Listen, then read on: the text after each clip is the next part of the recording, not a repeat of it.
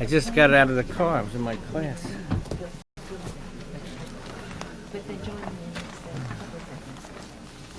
I messed this up now.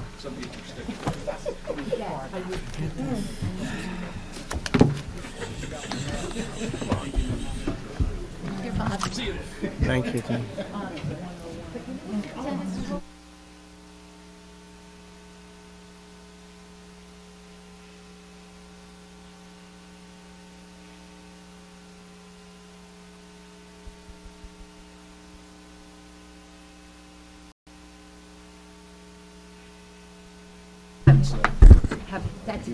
That's exactly what he said. Good evening. I'd like to, excuse me, Madam Clerk, are you ready? Good evening, everyone. This is a regular meeting of the Council of the Township of Montclair. Notice of this meeting has been provided to the Montclair Times, the Herald News, and the Star Ledger. Notice has also been posted on the bulletin board in the municipal building. Roll call, please. Mayor Jackson. Present. Deputy Mayor Spiller. Present. Present. Councilor Hurlock. Present. Councilor McMahon. Councilor Russo. Present. Councilor Slager. Here. Pledge of Allegiance. I pledge allegiance to the flag of the United States of America and to the republic for which it stands, one nation, under God, indivisible, with liberty and justice for all.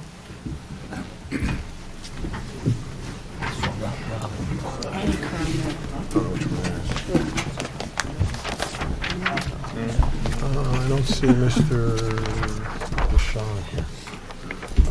They have been presented to us the minutes of February 5th, 2019. Are there any corrections or additions? I will move them. Second. All in favor? Aye. Aye. We do have some proclamations. One for Red Cross, which we're going to hold off until next month. And then, that's the same one? Nope, this is for the Eagle Scout. Okay. Is Marcos here, by the way?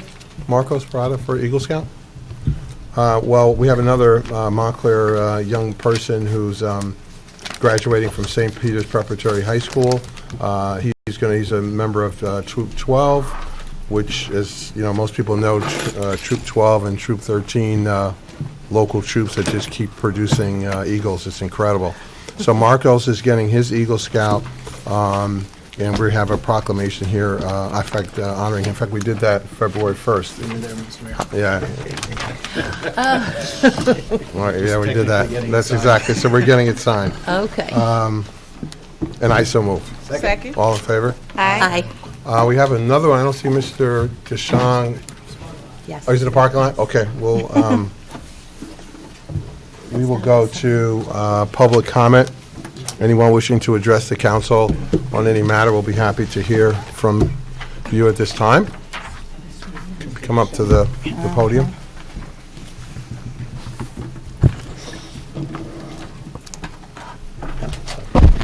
Good evening. William Scott, co-chair of the Montclair Housing Commission, and also a resident of Montclair for many years. I live at 23 Theater Avenue.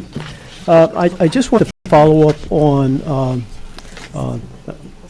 a recommendation that the Housing Commission made back in the October time frame in regards to the appointment of Peg Sipes as a member of the Housing Commission. And I've been following several of the council meetings, and I've seen appointments being made in the past. I was here, I believe, in the January time frame, and was trying to get an update on the process. And I was told at that point that it was still being reviewed, and I believe it was by the Economic Development Committee at that time. But I also went back and took a look at the bylaws of the Housing Commission, and the bylaws of the Housing Commission states in the event of a vacancy, the council shall promptly request the appointment for any vacancies on our commission. And I'm trying to understand how the process moved to the Economic Development Committee as far as, I'm not sure what to call it, if it's a event process, a review process. You know, I've been on many committees and councils throughout at least the last 10, 15 years within this township, and I don't believe I've ever remembered anything taking 3 to 4 months for anyone to be appointed to a committee or a commission. So I really would like to understand what the process is, and if it does fall to the Economic Development Committee, who are the members of the Economic Development Committee that are responsible for moving appointments or reappointments forward? And also, are those members that make that decision, are they just council members, or are the entire representation of that committee, which I don't believe the public would know? So I'd like some answers at this point. Well, I can give you answers, Mr. Scott, with respect to structure. Early on, the council formed a number of committees. I think there are 5 or 6 of them. I can't remember. Public safety, finance, economic development, services, and I'm missing, what's the other one I'm missing? Education. And education. Education. And which consists of 3 council members each. And each of those committees has purview over certain issues and certain advisory committees. And those subcommittees, council subcommittees, have been the ones that have recommended members from the committees that they're responsible for to the entire body. So they sort of act as a, I guess you could call it vetting to some level, but basically the appointments to those advisory committees come from those subcommittees. So, for example, the Services Committee would recommend people for the Senior Citizens Advisory Committee, or the, I think also Parks, as I recall, Parks Commission, I believe. So that's the way it has worked since 2012. And it is just council members, and it's not members of the public. It's and of course some staff may attend when they meet, but it's just members of the council. So with that being the case, members of the council, what number of council members do attend that meeting?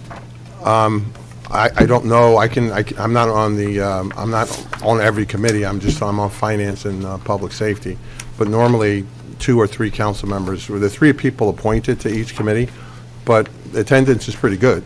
But maybe 2. But most times we get 3 members who attend. Okay. And as I mentioned at the outset, the Housing Commission, we do have bylaws, and the bylaws did not state at that point in time, and these bylaws were established back in 2005 when the Housing Commission was put in place via council. So, my concern would be if this new process with the different committees, was it really publicized back in 2012 about the processes of these new committees from a vetting standpoint as it relates to reappointments? Really was it publicized to give the public an opportunity to understand it was a change in the previous process as far as direct recommendations coming from the various committees and commissions via the various liaisons at that point in time? That was a known process for many years. So my point being, it may not have been clear when this was put in place that it would be superseding some of the bylaws specific to appointments at that point in time. Well, and again, I'm not going to get into the issue with respect to this particular one, but I'm not sure where the council superseding the bylaws. I'm missing that one. Well, if you're, I have a copy of the bylaws if you'd like to see for the House. Of the commission. Of the commission. Right. Okay, which clearly states it is the council's responsibility for the appointment. Right. Clearly. And again, I'm just saying, if the council decides that that's how it wants to administer appointments, that's how the council has decided how it wants to administer appointments. And obviously, being the council, obviously you have the capability and responsibility to put whatever procedures in place. My point was made earlier. I'm trying to make it should be a very clear process, very clear whether an individual is appointed or even not appointed. But for someone to have to linger within this process for 4 months, if not more, I think it's a disservice for residents that want to come before the council and represent various committees and not know for months at a time, that they're going to be appointed or rejected. Well, again, I think we are, I think we put in a, more efficient process, and obviously there may be a case where this may not be may not be as what one might call efficient, but we really haven't had any at least I'm not aware of any complaints about taking too long to make appointments or whatever, and I don't want to, out of respect of Ms. Sipe, I don't want to get into, talking publicly and broadly about her situation. But, the committee, I believe, I don't know if the committee met or whatever, but, the committee makes recommendations to the board, to the full council, and then the full council votes. The committee doesn't make the appointments. The committee makes recommendations to the council. And I completely understand it, and I'm not going to belabor the point much further. But, just from an example standpoint, if there's one member that supports the recommendation moving forward, and there's two members that don't support the recommendation, I mean, you're a body of 7 individuals, okay? I think that if you're not aware of a recommendation, I think it's a disservice not only to the entire body, but to the individual. And, that's pretty much the way I feel about that. And my last point would be, if we do have this new process and it's updated on an annual basis, whatever the case is, that it be disseminated to all the committees and commissions, committees and boards, so we know what to expect from a representation if it's changed from year to year. Well, I don't think we've changed committees, the membership of the committees. I don't think, maybe one time since we've been here. It hasn't, changed very much. And I have to say, it's not new. We've done this since 2012. Okay. So it's not, this is not something that happened just yesterday. We formed those committees early on. I think we've made some change maybe a year or two in or something like that. But for the most part, it's been the same roster. And actually, the Public Safety Committee, I think, was formed maybe 3 years in. It was the last one that we formed. And the arts, but there are, but I mean, I don't know. I guess I would have to say, to the committee what it's, I think Mr. Scott is asking what's the timetable from the committee's perspective, and I don't know. I'm not on the committee. Okay. But as I mentioned, I'm not going to belabor this subject, but the point that someone has to wait, 4 months, in regardless of what the committee or board that person would be, I think that there's an issue with that time frame. Okay, you're talking about a quarter of a year waiting for someone to be appointed when there's vacancies, obviously, on that on my particular committee. I can't speak for other committees, and we're looking forward to having that individual come onto the board or come onto the commission because of their expertise. And not only that, I mean, obviously they've been a long-time resident in the township of Montclair. And bring quite a bit of expertise to the table, because we have a lot of very important issues moving forward from a housing commission standpoint. And the more knowledge we have, obviously we can make better recommendations to the council, which you always have the option of rejecting or accepting, which we've worked in the past. Okay. And my last point: if you do have a procedure with these committee assignments, is it possible for that to be distributed to the different commissions as it relates, commissions and boards, so we understand what the responsibilities are of each of the different committees and how they interface with the Absolutely. I think the court candidate somehow last week to somebody. You got one, right? No, I have not received. Yeah, we have we can get you copies. Okay. Yeah, okay, it's really not. There's no rocket science to it. It's just that's 5 committees, and they have responsibility for certain issues. We follow our guidelines out of our affordable housing handbook, and our mission statement and our bylaws are in this document, and that's what we go by. So that's why we want to make sure that we're working within the processes that are out there. Thank you. Thank you. Thank you.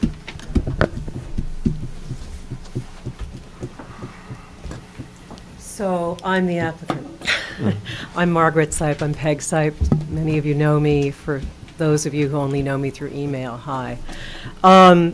With thanks to all of you and to Mr. Scott and Ms. Malloy, for your tenacity in this issue. This may be simply a question of the failure of the system, proving where the gaps in the system might be. So just to rehash briefly, I applied to be a volunteer member of the Housing Commission on October 12th. I sent my application, my CV, and some other background documentation to the town clerk, and I didn't hear anything. So I would say if this hopefully does provide an opportunity to review the procedures, I would say the very first thing is that when someone applies to be a volunteer member of a commission or committee, that they receive an acknowledgement. Thank you for applying for the blah, blah, blah.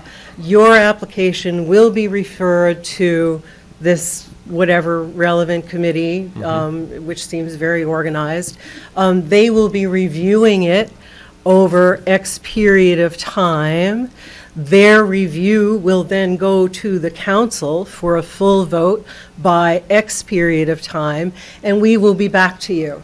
So that, I think, will help a lot and will save me showing up here with a virus that if you heard me coughing, you really wouldn't want me in the room right now, as well as everybody having to get a lot of emails and review this procedure. Secondly, I would say that I've served on as a member of the planning board. I've been a volunteer. I have twins who are in their sophomore year of college, but you can't pick a school, a sport, a musical activity, or an educational program that I haven't in some way or another served as a volunteer. So I know the town well. I love the town well.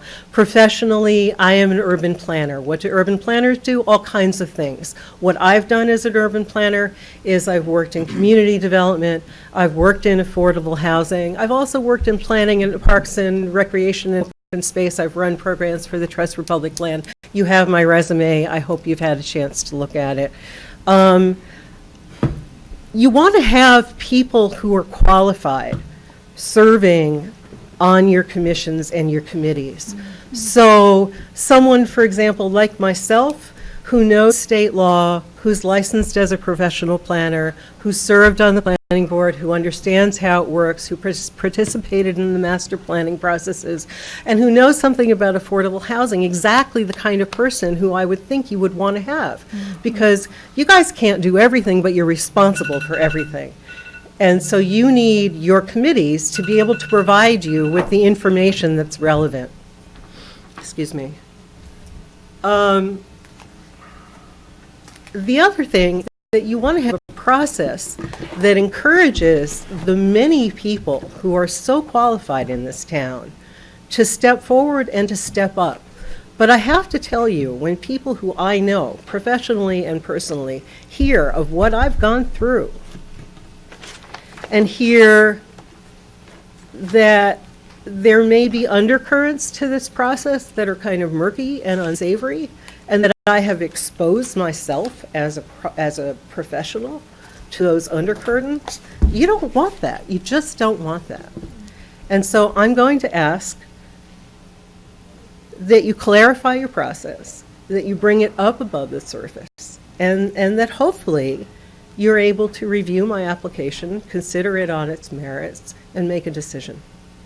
If you have any questions, since I'm standing here, if you have any questions about me, about my background that you would like, I would be happy to answer them for you right now.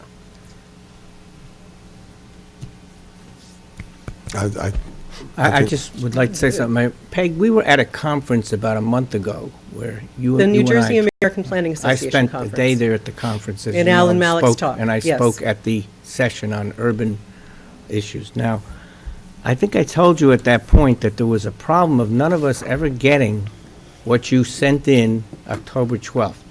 And then you clarified, immediately went down and got the clerk to send it to us. But for some reason, I just have to say, it's not that our process broke down or our system is bad, but somehow we never got what you sent to the clerk. This is why I always tell people, and right now I just want to answer Mr. Scott in a sense because I'm on the Services Committee with Councilor Baskerville and Councilman McMahon. We just got somebody complaining from the Senior Citizens Committee that wants to be on that committee that it's been 3 months since they put their material in last year. So it's not that this is the only time we've had a problem like that. But here's what I said to that person. Have you ever gone to your local ward council person to discuss with them your interest in serving? I always do this because I used to be first ward council person, and I know that's important to the council people in the wards to be able to advocate for the seating or appointment of someone from their own ward. And it's important for you from that ward, and I think you're in the third ward, to talk to your local council person. So we discussed that. I advised you on what to do, and you proceeded to get your material in, and then we did get it. Well, I think only didn't get, about- no, only my about a month material ago- has we been only- in for a long You time. may have thought it was in, but we never got it. But, We never got it. We never got it. So I never saw okay, what fine. you sent. So that just So there's a means that breakdown there's- somewhere yeah. in the bureaucracy in the clerk's Thank office. I'm you, not and gonna I do criticize- appreciate I'm your not going to advice. criticize the clerk's office. What I'm saying to you is I helped you move this along. I helped you move this along last month when I saw you, and I suggested your way of proceeding to get this done. Now, we have 2 or 3 people, I think, who want to serve on that commission. So it's in the committee now that consists of Counselor Baskerville, Counselor Schlager, and I think Counselor Hurlock. No, Counselor Spiller? Spiller, and This Sean is- has heard this is from the me committee. directly as well. And that's the committee that needs to make a recommendation. That's just like the Services Committee is going to make a recommendation about the senior citizens that want to serve on the SCAC, Senior Citizen Advisory Board. So that's the procedure. And it may have failed here to get done quickly enough, but I know I tried to help you with that when I saw you and talked to you. Well, you did, And you were the what I'm person who flagged concerned- that things had really gone off into, Well, listen, the Black point hole, is I that don't we're know going to what. try to get these things done as soon as we can, for senior citizens, for your commission, all. But, you know, it's, when I hear people say something nefarious is going on, you know, we're not the ones who tear down an old building. We're not the ones who picked the supermarket. We're not the ones who, you know, held up appointments. I just don't like that. I've been I'm on not council talking 19 about any of that. years. All I'm talking about 19 is years, that and you we need try to to get get things done. your process above Well, board. we appreciate that, but it's not So it's not I that it's asked a below question. board. Does anyone want to ask me hold on, any hold on. information? I tried to help her a month ago. Hold on, calm down. Ms. Sipe, I want to apologize. I think, you know, we did some things in terms of that was a disservice, because I know you did put it in, and then we didn't, as Bob said, we didn't get it. But that's not your problem. That's our problem. And I can just tell you that I'm pretty confident in saying that the committee will meet forthwith and evaluate and get back to you. And again, I want to apologize because I do know some of the leading into this to getting here went off rails somehow. Okay. And you certainly, every citizen deserves better. But certainly, if someone who's put in the amount of time and commitment to the community that you have, certainly does. So I apologize, but we'll Thank you. address it forthwith. Thank you. Thank you.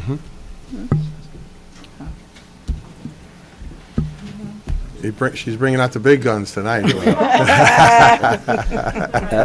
Good evening, Mayor Jackson, members of the council. My Hi, name is Tony. Anthony Schuman. I go by Tony Schuman. It's my, I want to say I'm not a neutral observer here tonight. It's been my great joy to be married to Peg Sipe for the last 30 years. And it was also my great privilege to serve as a on the charter member of the commission, Housing yes. Commission. And I have great affection for the Housing Commission, but I love my wife. And what I wanted to say, I mean, clearly there was a breakdown in process, so I guess I'm addressing then Councilwoman Schlager and Mr. Spiller and Councilwoman Baskerville. I'm advocating here for my wife. I don't know, you say you have a couple of other applicants for the job. That's great. It's wonderful that 3 people want to serve on the Housing Commission.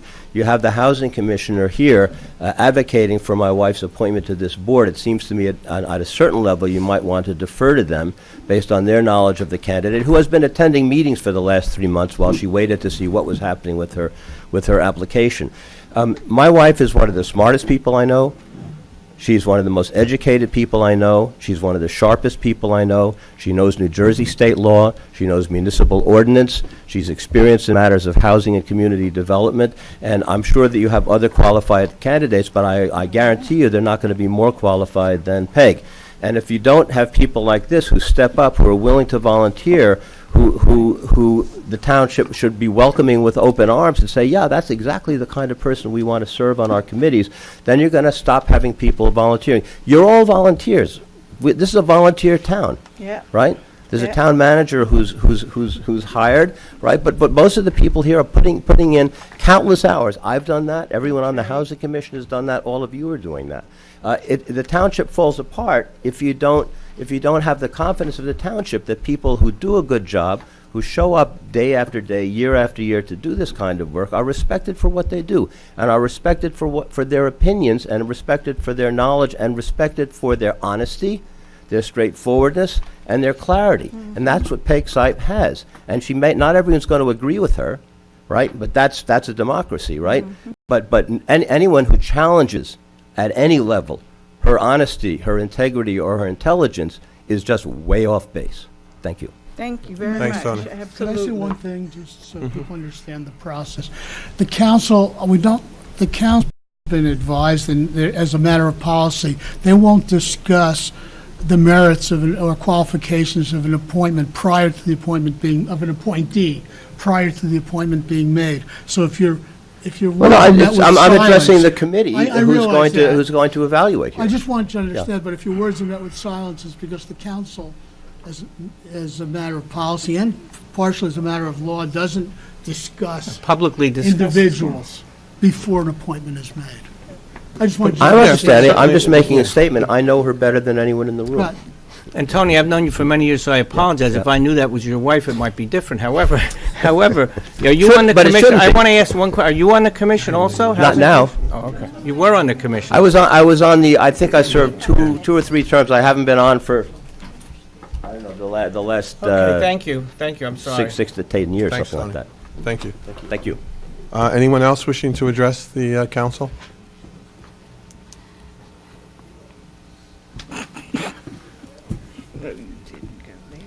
Good evening. Good evening.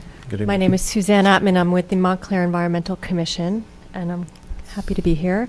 I just wanted to start off on behalf of the commission to thank you, especially Deputy Mayor Spiller and Councilman Russo and all of you for considering the Vegetation Management Response Act and taking action on that. We believe it's an incredibly important initiative.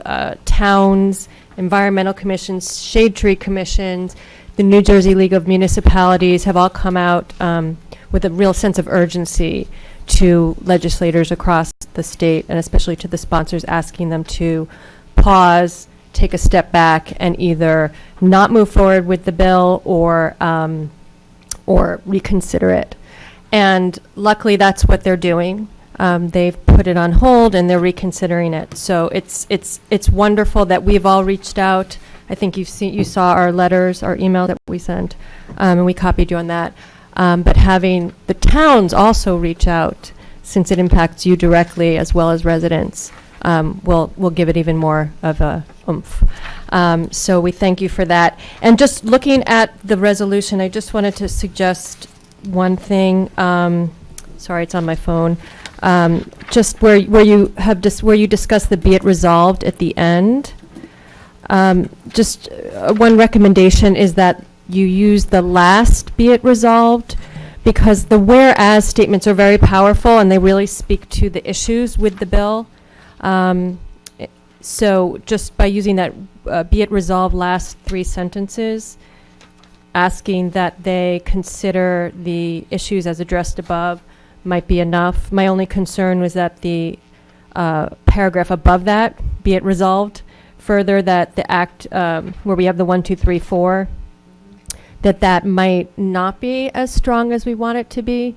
And we certainly want to make sure that towns are coming out even stronger than what the legislation might end up looking like. Because as we know, there'll be negotiations and it might end up not being as strong as we'd like. So just something to consider. I'm just to be clear, you're Yeah. suggesting eliminating that paragraph? I think what happened was in the email discussions, I think, I think that these were options that we were suggesting. Either you use that last, So be it resolved. You just for want to the use the last one? Yeah, Okay. yeah. Instead of two prior. Instead of, The right, one prior, the one, right. The one prior to two prior? One prior. one prior or two prior, because you have the first one, be it resolved, that the resolved. township council I think opposed, well, I think guess that one I could would, stay, I that's would pretty pick nondescriptive. 1 and 3 So, from the yeah. menu options. Yeah, So we're I just got it. taking out the The middle. middle one. I would suggest that. Otherwise, you don't need the last one. Got it. Okay. Got it? Thank you. You're welcome. And just while I'm up here, as your friendly tree advocates, we just wanted to see if we could weigh in on the budget around trees. Maybe we could send a letter with our recommendations to Mr. Stafford, to your team, with some of our thoughts on what tree actions might look like moving forward, recommendations. I'd If that's certainly be okay. happy to see it, although I think you'll hear a little bit later on that a significant amount of money was added to the budget this year. Excellent. With respect to the arborist particularly, I think the number off the top of my head is $50,000, correct, for arborist and tree-related issues. Great. So we'll just send you an email with some specifics, if that's okay. That's excellent. And also, we were just wondering an update on Geese management. We'd sent you some suggestions. Thank Mr. you. Stafford? Geese? Pardon me? Geese? Oh, I was able to, I'd certainly defer to the deputy mayor on this, but I was able to review the material today, and I'll be happy to speak after you do, sir. No, well, thank you for that. And the town manager approached me. I know you'd put together some recommendations, including for lights, et cetera. I'm happy to hear that through the mayor, quite frankly, and the manager, Mr. Stafford was able to just order some of the lights because we've got some staffing that are doing some different things right now who are unavailable to have the conversations. He can speak to that, but he was able to move forward with the lights to make sure that those are ready and in place. We know there's a time frame for this with the nesting and some of the pieces you mentioned. So Great. Great news on that is that Mr. you. Stafford took the initiative and did go ahead. He's ordered the lights. You know, they'll be utilized as possible. A couple of the other pieces we had a little more time on, so I know he wants to review that when he's got his full staffing Right. available to him. But I think it's great news on that front, and he can speak to it further if there's other pieces to add. Truly, there's not much more for me to add, other than I did have the lights ordered. I believe your recommendation was for 4 to be placed, so I had ordered 6, so that we have sufficient redundancy or to allow for breakage or vandalism or what have you. Additionally, we've arranged for expedited shipping so as to Great. allow for implementation consistent with what I believe to be the nesting season commencing of March. I'm not an expert. Middle of March, middle of March, yeah. What I recall from your correspondence. And then lastly, on the hurry up today, our appropriate staff filed with the company,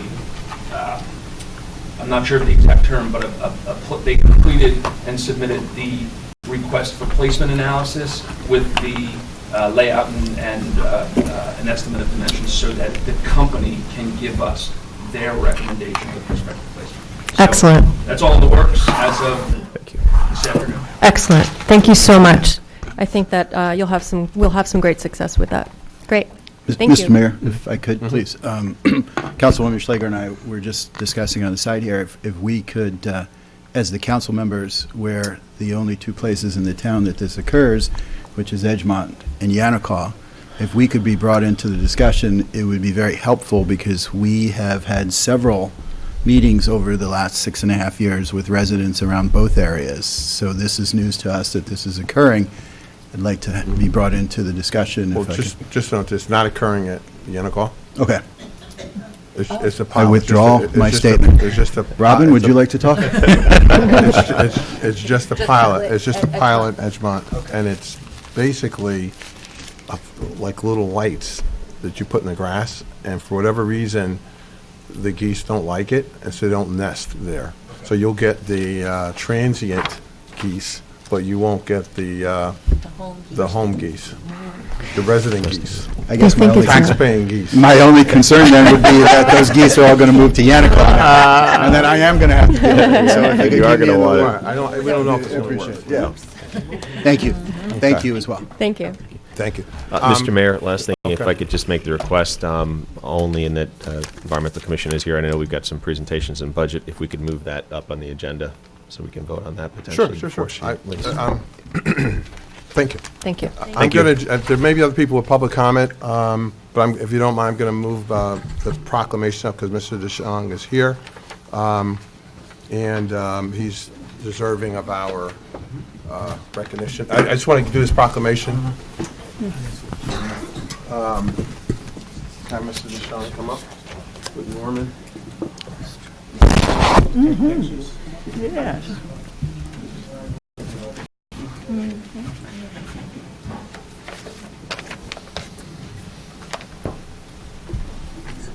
Oh, we didn't, for some reason, we didn't sign this.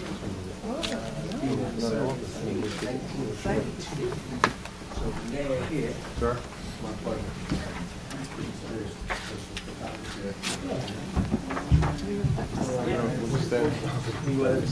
Do we sign it? Yeah, I'm going to read from here. You guys can, Mr. DeShawn can stand right here. You guys can.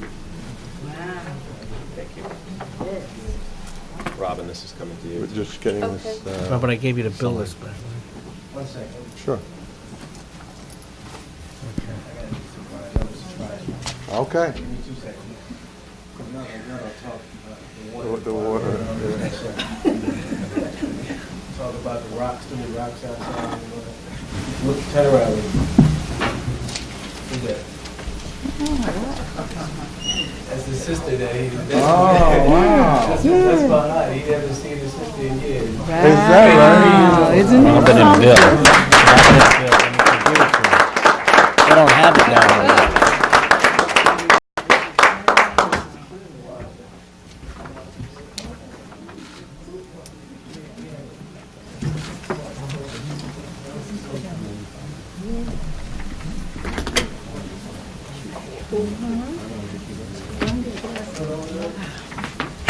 You'll hear more about this young man too, but he's this young man, 94 years old. So we'll learn a little bit more about him. God bless him. There you go. And here's his sister, 93 years old. Okay.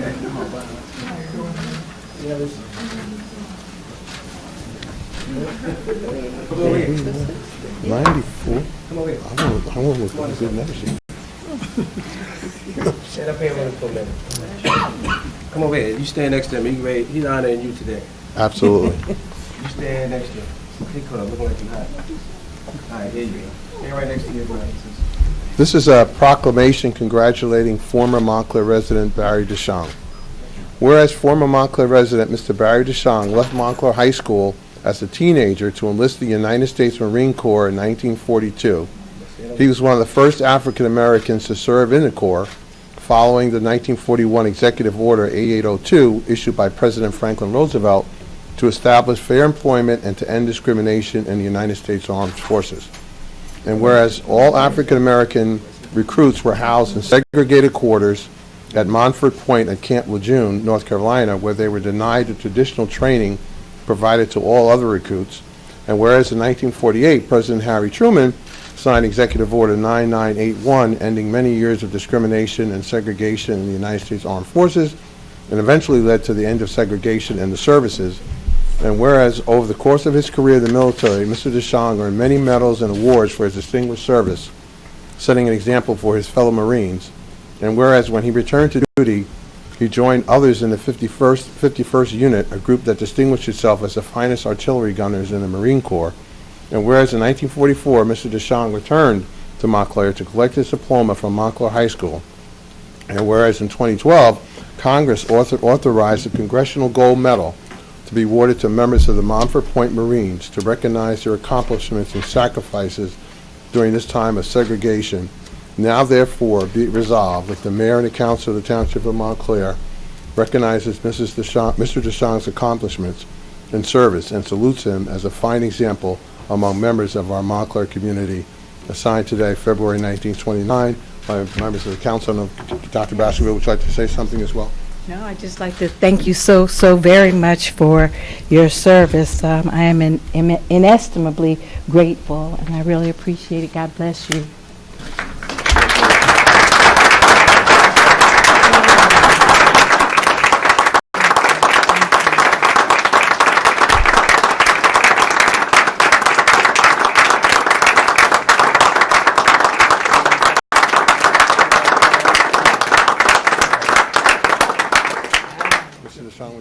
Would you like to say something? Would you like to say something? Okay, we'd be honored. Whatever comes, whatever you want.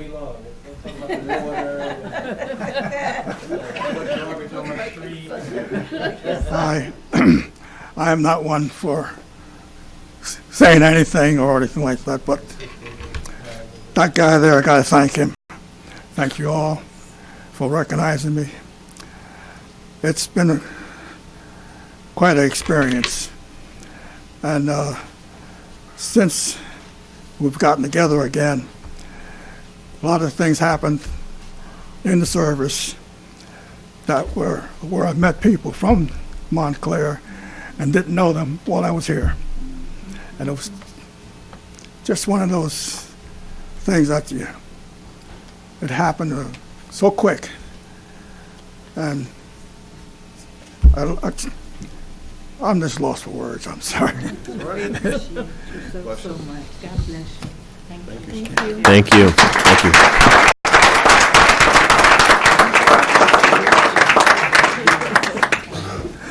So, okay. You want to open it up?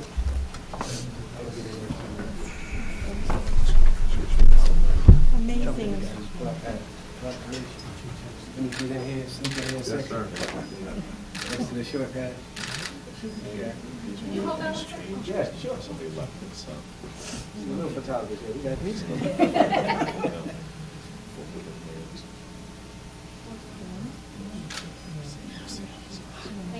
Thank you. Congratulations, sir. Very much, appreciate it. Your hometown. Hometown. Thank you. All right. Thank you, sir. Thank you. Good thing, nice having you here.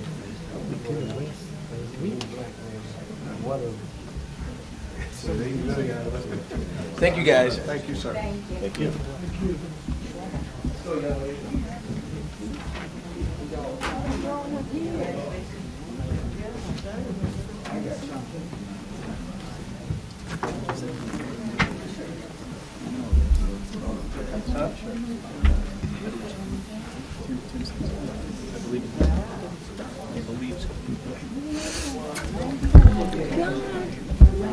Mm, 94.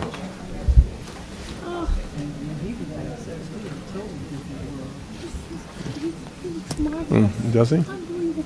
Thanks again, Mr. Duchamp. You know, as we celebrate African American history this month, it's just a real honor to have a piece of African American history here with us in the flesh. So, really honored to have you here, Mr. Duchamp. Okay, we'll return to public comment.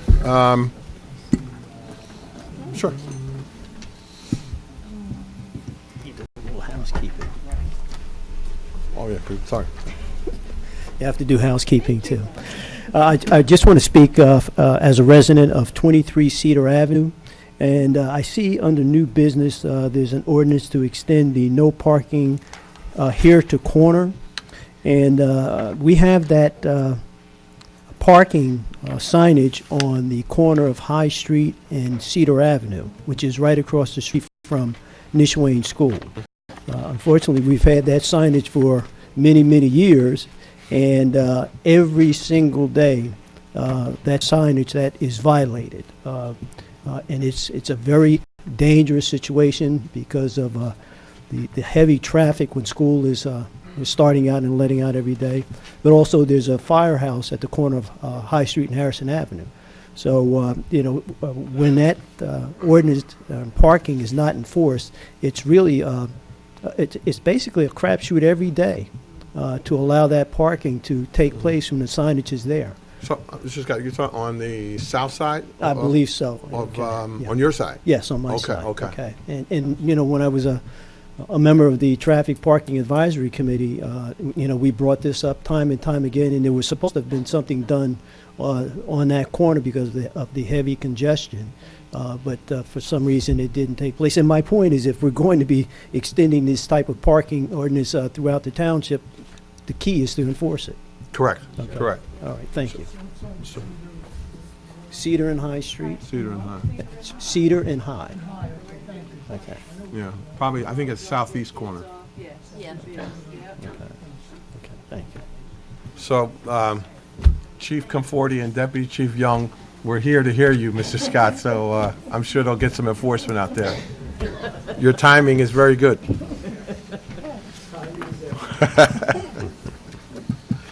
Anyone else for public comment? Okay, now I'm sure everybody's, oh, you know what, you want to do the environment? If you don't mind there, I'm sorry.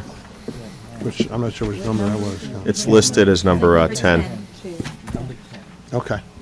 So, Mr. Mayor, if you don't mind, I'd like to move agenda item number 10, the resolution opposing Senate Bill S 2505 and Assembly Bill A 2558, as we just amended per to the discussion before, and so moved. Second?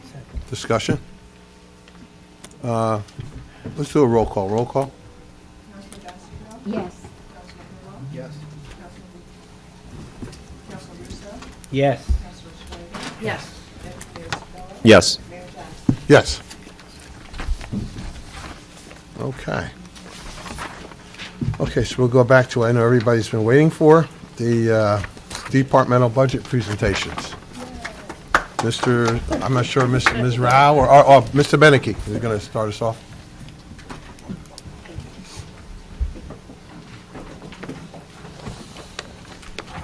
Mr. Mayor, good evening. Good evening. Good evening, Good evening. councilors. Everyone knows Maja. Maja's been with us now for a few years, and we're doing a lot of good work in finance. We want to bring that work to you and set the table, so to say, for some discussion of the department budgets this year. Finance Committee asked that we go into the numbers a little bit more in detail than in past years when we do our summary or presentation. We prepared a handout for you in the form of PowerPoint. Members of the public can see it on the board. Hopefully it's clear enough for them. I'll go nice and slow as we introduce the issues to you. We're trying not to regurgitate what we've done in the past years. We're trying to have a fresh look for you. The team that the council, the mayor and council have assembled is second to none. And just to repeat, obviously we have the mayor, Councilor Hurlock, of course Councilor McMahon on the Finance Committee. We also have the manager, Mr. Stafford, Mr. Scantlebury, Mr. Karasik. Mazda is our staff team leader. She does a great job. And I try to fill in the gaps wherever is warranted. As everyone knows, Brian's economic development experience and finance experience, and as a prior member of the governing body, speaks for itself. Tim, obviously, Mr. Stafford is an attorney. A lot of people may not know that.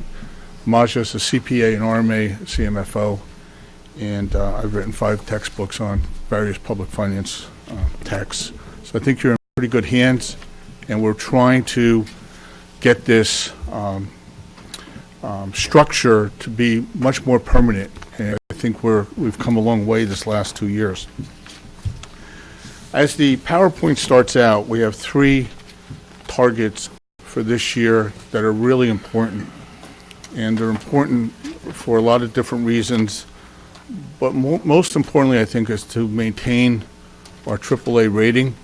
If you recall, when I first got involved a few years ago, Mr. Stafford, obviously, Maja wasn't here, but some of the members of the council may remember that our credit rating was suffering. Most municipal credit ratings were suffering in New Jersey. We had the Great Recession. We had access to markets in the fall of 2008, into 2009, very restricted. And today we come out with a AAA rating. And, I don't have to say much more than that. I will go into some of the comments that Standard & Poor's just made a few months ago when they renewed our rating at AAA. We want as close to a 0 tax rate increase this year as possible. And we've achieved that through various mechanisms. The most important mechanism is that we're taking a look at these one-time costs, the most prominent of which is a $1,079,000 invoice for police pensions, police and fire pensions specifically, that's due to the state of New Jersey. To put that into context, we have about a $2.5 million gross cap on our budget cap. Forget about the tax levy cap for a second, the budget cap. That means that 40% of your discretionary spending has been eaten up automatically by this $1,079,000 invoice. So we've taken care of that through additional surplus funds to make sure that that doesn't impact on the taxes. And that's right in our PowerPoint, and that's right up front. In addition, Bob, if I can just sure. stop you for a second. Of course. If you could just explain, because somebody might listen to what you're saying and thinking that that the police and fire are getting, like this year, this is actually making up for Yeah, some. great you point. might want to just give a little background. Sure. about that. Let me add some flavor to it. Over the past few years, we've had a tense statewide negotiation with police and firefighters. And for a lot of different reasons, we've had state budget caps and state delays. And this year, we have an invoice from the last 3 years that have been presented to us as an obligation for approximately 2017, 18, 19, and there's some spillage back into 2016 where we've had to pay for these contractual increases and the pension costs on top of those contractual increases. And I think that's the important point, without getting too much into the weeds as to percentages and to whose obligation is what, if it's ours or the officers or the states. Our obligation as a township, as an organization, has increased by $1,079,000. And that's one of the headwinds that we were facing with. We started to know this in August, and we started to plan for this throughout that period, keeping in mind that our Standard & Poor's review was done in September, and they're fully cognizant of how we dealt with this as they renewed our AAA bond rating. So that is our big headwind. 40% of our, if you will, discretionary spending has been chewed up, eaten up, whatever adjective or euphemism you want to ascribe to it, through this pension invoice. Next is that we want to just go over the issues, both pro and con, that Standard & Poor's has gone over with us in detail. First is that obviously Standard & Poor's recognizes that we have strong management and a good financial policy and practices, both from the council perspective and from the administrative perspective and from audit and financial statement perspective. They absolutely love the Finance Committee concept, and they actually absolutely love that we come here before the council and we give these presentations, and it's sort of no holds barred, and we have a frank discussion of some of the issues that we deal with. They note, quote unquote, that the Montclair Mayor and Council and the management staff has strong management and budgetary performance, quote unquote. In addition, we have strong budget flexibility with available fund balance. That speaks to getting presented with a retroactive bill for the pension invoices and being able to pay for it without injuring your taxpayers. And that was one of our principal goals, as we said before. Very strong liquidity. Because we have the fund balance begets surplus, begets more fund balance. We have a fund balance position in excess of $14 million at the end of 2018, and we're deploying that to make sure that the taxes stay stable and they stay as flat as possible. And Standard & Poor's especially hones in on this budget flexibility to liquidity issue, and that's what we've geared ourselves towards. We have adequate debt and contingent liability positions, which means that we are now at $166 million in gross debt. Give that in context. Just a few years ago, we had $12 million more than that, and just several years ago, we had $230 million of debt. That is a lot of money. That's $64 million. We have been able to cut our debt by 25% over the last several years. And by cutting debt, we increase our bond rating, we reduce our carrying interest costs, and we add a degree of a solid foundation to our fiscal situation and also to the budget. And we have a strong institutional framework score according to Standard & Poor's. Now, this institutional framework doesn't begin and end with the Finance Committee or the Mayor and Council itself. For example, this year we've had an increase in our tax base by about $20 million. Well, credit goes to the Economic Development Committee as well. Councilor Baskerville, Spiller, and Schlager are on that committee, and by having a clearance of these projects, it's really important for us to recognize that this increases the tax base. By increasing the tax base, we also help with that side of the equation. It's not just spending and revenues, it's also the tax base and how we build a better Montclair. For the first time that I can remember, and I haven't done the historical research as I should, your equalized tax rate last year went below 3% of market value, 2.95. That is really incredible. That is for an urban area that has full-time fire department, full-time sanitation collection, and all of the other services that we provide from top to bottom. And we've tried to address the school issues. We still have a tax rate of 2.95%.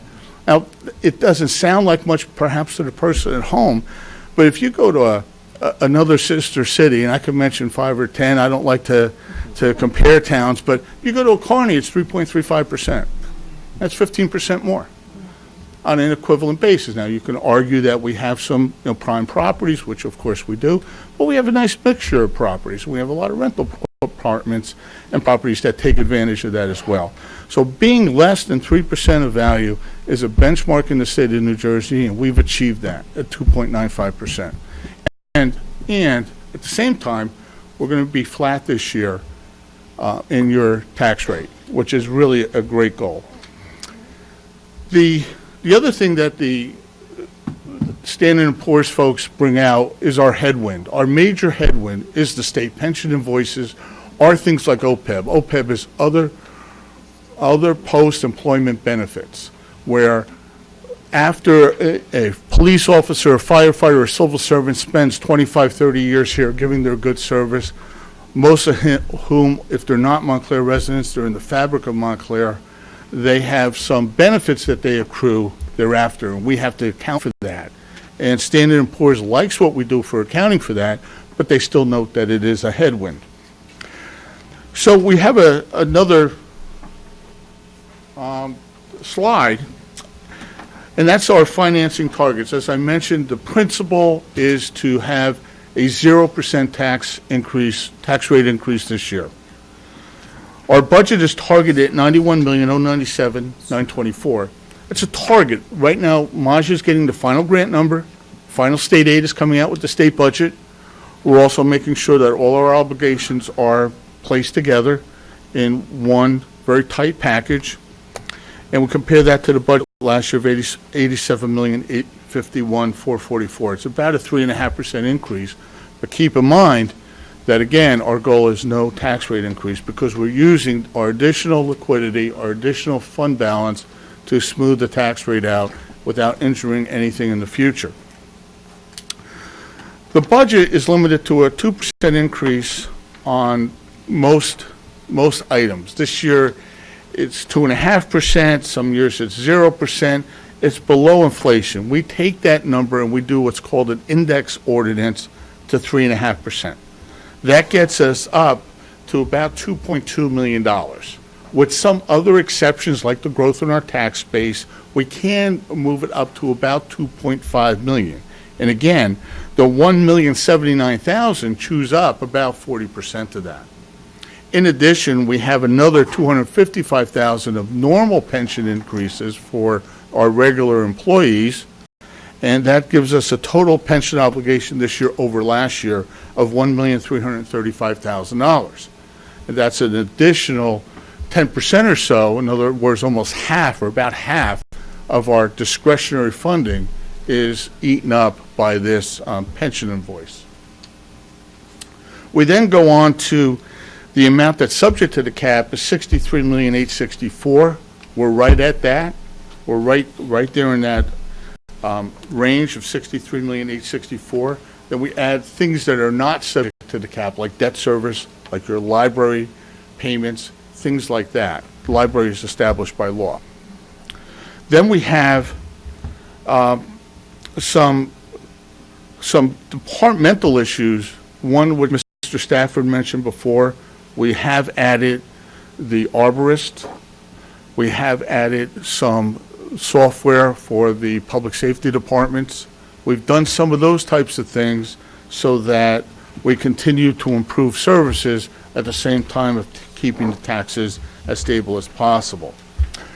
So on the preliminary budget, we have estimated, and we believe this is going to hold, that our tax rate is going to stay at 78.3 cents, the same as last year. Same exact amount as last year. Library is going to ebb up because of the aforementioned state law requires us to increase the library tax because our tax base is growing. As your tax base grows in New Jersey, the amount that's taxed to the library shall increase. Your average residential tax bill for our services, for municipal services, is going to ebb down just a little bit, $5 to $10. We put down here $9, so we're actually going to take from your taxpayer a little bit less than we took last year for municipal services. Obviously, county isn't in, but they're going to be relatively stable in the same area that we are, maybe not a reduction, but certainly not any significant increase. And then your school board is unknown at this point, but that should be in a normal inflationary range as well. So overall, it's a very positive picture. If we can deliver a tax bill to the taxpayer that's at least flat of last year for municipal services, while increasing some of these service levels and taking care of one shot, if you will, one time, if you will, invoices, that's pretty impressive. It's impressive in anybody's mind. And then if you add to that equation that, and I know the mayor speaks of this a lot, and so does Maja, we are also reducing debt another couple $1 million this year, so that our target in the next few years is to get down into the $150 million range. Now, that may seem like a lot of money at home, but we have a water utility, we have a sewer utility, we have a parking utility. We carry the Type 1 school district debt, so for all the school facilities, and we carry all of our municipal debt for roads, for all sorts of facilities. For curbs, we have a very robust curb program, and we also have a park improvement program. All of that is financed, and we're going to have that being reduced. You can talk about that. So finally, for my wrap-up, before I turn it over to Maja, she's going to fill in a couple of blanks. We have some objectives and principles that we'd just like to share with you.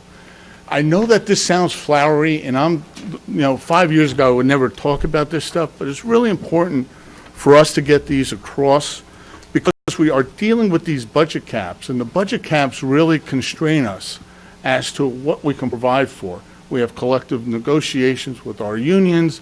We have our waste fees flexing one way and the other. There's no more recycling market for recyclables. So all of these things play into our mix in the budget.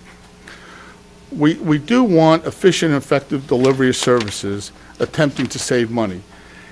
At the Finance Committee level, almost every meeting, at least that I'm not at every one, but I'm at a lot, Finance Committee brings up how can we save money and how can we increase our revenues, whether it's parking revenues, whether it's certain types of fees for licenses, alcohol beverage licenses, whatever it is, increase those fees.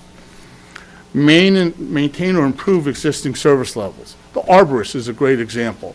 When the Community Services Department wanted that, we figured that we had to do something because that improves the economic development program, it improves our ambiance, and improves the tax base ultimately of the town. As property values increase, our entire fiscal situation increases. A gradual reduction in long-term liabilities is another principle. Again, focusing on that debt being reduced, but also things like accumulated absences being financed, things like the OPEB, other post-employment benefits being recognized and financed as well. Over the past few years, we're delivering a very balanced budget and structuring surplus. The management of surplus is extremely important. $14 million, we're using just over $7 million this year, $2 million of which are allocated towards specific items. The pension bill, and then more debt reduction. And we're within the budget cap. In addition, we have maintaining the AAA financial rating. That's absolutely paramount because it reduces costs and we avoid crowding out of interest. The impact on the tax levy is also important, and one point I just want to make is the economic development begets pilot payments. Pilots are payment in lieu of taxes. And payment in lieu of taxes are directly in our budget where now they exceed $3 million, or about 4 tax points.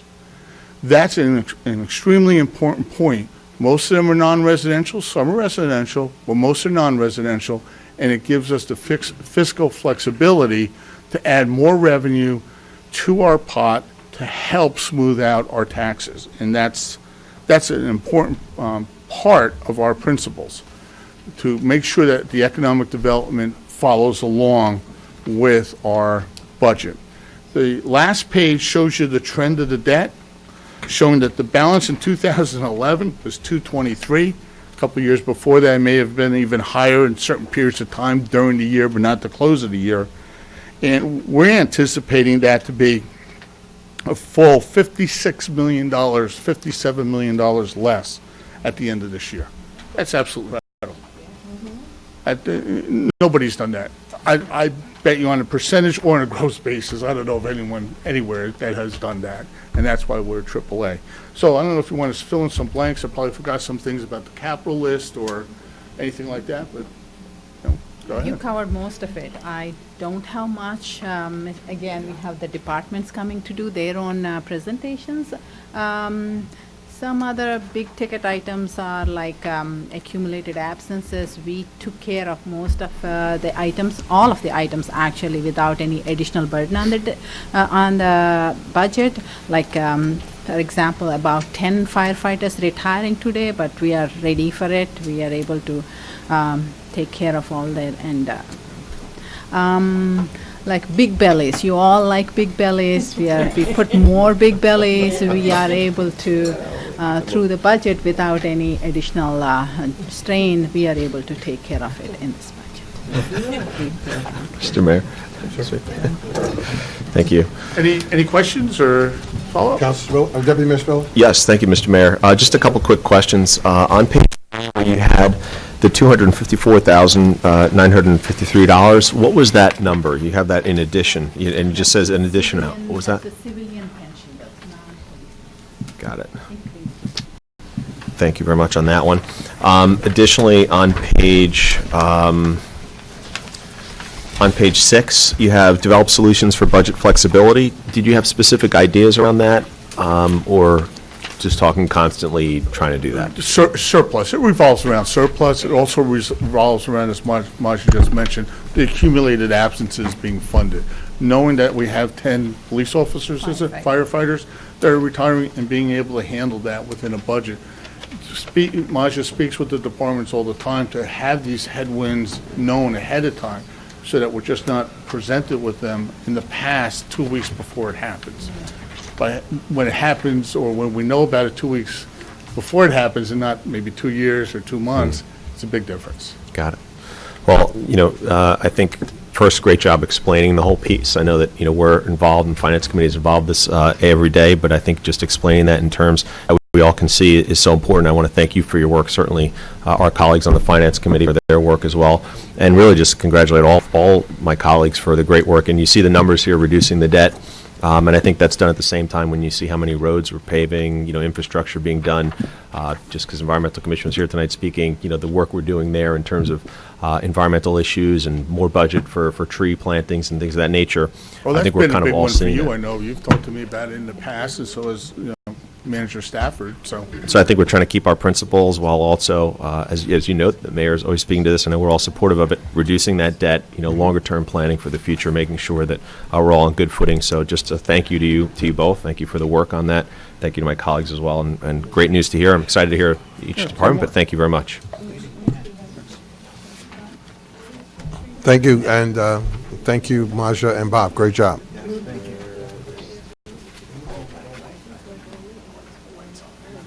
Do you have any order? Just say. Okay. I just wanted to. Quickly ask. Was anybody here for Van Vleck? I know we were. I just want to double check on that. Okay. Just wanted to see. Mr. Stafford. Thank you, Mayor. Briefly, before I bring up Chief Herman, who will speak first, I wanted to echo Mr. Benecke's comments and thank both the Finance Committee and the Economic Development Committees for their work over the course of the entire year in and regarding operational and capital finance issues, as well as broad economic generation throughout the township. I'd also like to thank specifically Deputy Manager Scantlebury and Mr. Karasik, our attorney, as well as most particularly Chief Financial Officer Rao and Mr. Beneke, who do an enormous amount of work with our department heads and their leadership team to get us to this point. The amount of work is really incredible. So I'd like to thank them personally. Now, on to the individuals. I have 4 folks for you to speak with you tonight. I had planned to have 5, however, Mr. Wood for DCS had a pre-scheduled leave. And so candidly, I didn't ask him to change his plans for travel when I scheduled this. So if the governing body desires, I can bring him back at a later time. Regarding the fire department, as you know, recently our department took receipt of 2 new engines. These are the latest in this governing body's effort to catch up after a significant period of time where no rigs were purchased and no significant capital improvements were made, even regarding personal protective equipment. This governing body has taken that on, and in what I would consider to be relatively short order, we have 3 new rigs in the last 24 months or 18 months, and I'll let the chief speak to that. I know the chief's going to talk to you in particulars about if you haven't seen the 2 new rigs, getting down to the headquarters to see them. Additionally, appropriate capital planning and purchases like these are critical given their robust numbers of runs in 2018. I believe the chief will speak to that a little bit. The number of working fires that our department dealt with, as well as the very high number of inspections that our personnel perform. Additionally, the chief and his leadership team, our Deputy Chief Wild and Deputy Chief Duncan, continue to ensure that a rigorous training regimen is employed for every single firefighter, and that's critical, obviously, for the men and women's safety. For more specifics, though, I would defer to Chief Herman and ask him to come up and address the governing body. Please, would you, for the audience and for us, just discuss the format a little bit? Will we be taking any questions from the audience tonight as we go along, or is this mainly for the council, or what will the format be? I'm open to. I'm asking because I saw somebody in the audience with their hand up, and I didn't. If somebody, I don't know, object. I mean, it's a, I don't, If it shouldn't anybody be, really it's not. wants We'll kind of play by ear. I don't have. Okay. Good evening, Mayor and Council. If I may, I just want to give a little bit of an overview of where we stand today as a department, and then in addition to kind of, talk about a lot of the accomplishments that we've been able to upgrade the department and move the department forward. Right now, we're budgeted for 88 personnel. We do have one retirement coming up. We had one which brought us down to 87, but we are budgeted for 88. We've had 2,378 runs, calls for service in 2018. Of them, 74 were structure fires. Our Fire Prevention Bureau has, our line personnel have done 1,070 in-service inspections. Our Fire Prevention Bureau takes care of our life hazard inspections, of which 380 of those were done, and 675 smoke detector inspections. As far as training, as Mr. Stafford discussed earlier, we've done about 20,000 hours of training total within the department. We really, I think you've heard me speak before as far as us being an all hazards emergency service. It's no longer just, putting out fires. So our members are exposed to many different types of incidents, and they train hard for them, and they do a tremendous job. We're really proud of everything they do. But again, it's constant, and we constantly have a turnover with new personnel, so it's a never-ending process. So that's just a brief rundown, and I'll certainly answer any questions. But as far as the upgrades that have been made to the department, as Mr. Stafford again mentioned, is that we have our engines carry extrication tools, which are known to many as the jaws of life. We've been able to upgrade all of those. The vehicles change constantly, and one of the things that happens is even though they're lighter, the steels are much stronger, and we need to upgrade those to protect our citizens, and we've been able to do that.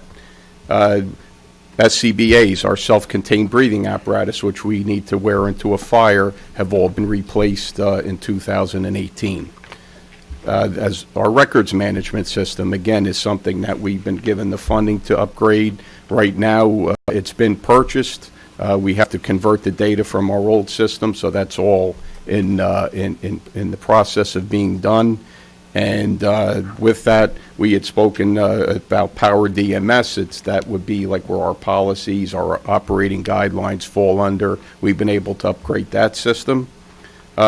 We've also begun an assessment of Station 3. So an historical architect has been contracted to handle that. And, that's once that study is complete, it'll be presented as to where we will go from there. Again, we've replaced 2 engine companies. We are going to have a ceremony as we did for Truck 2.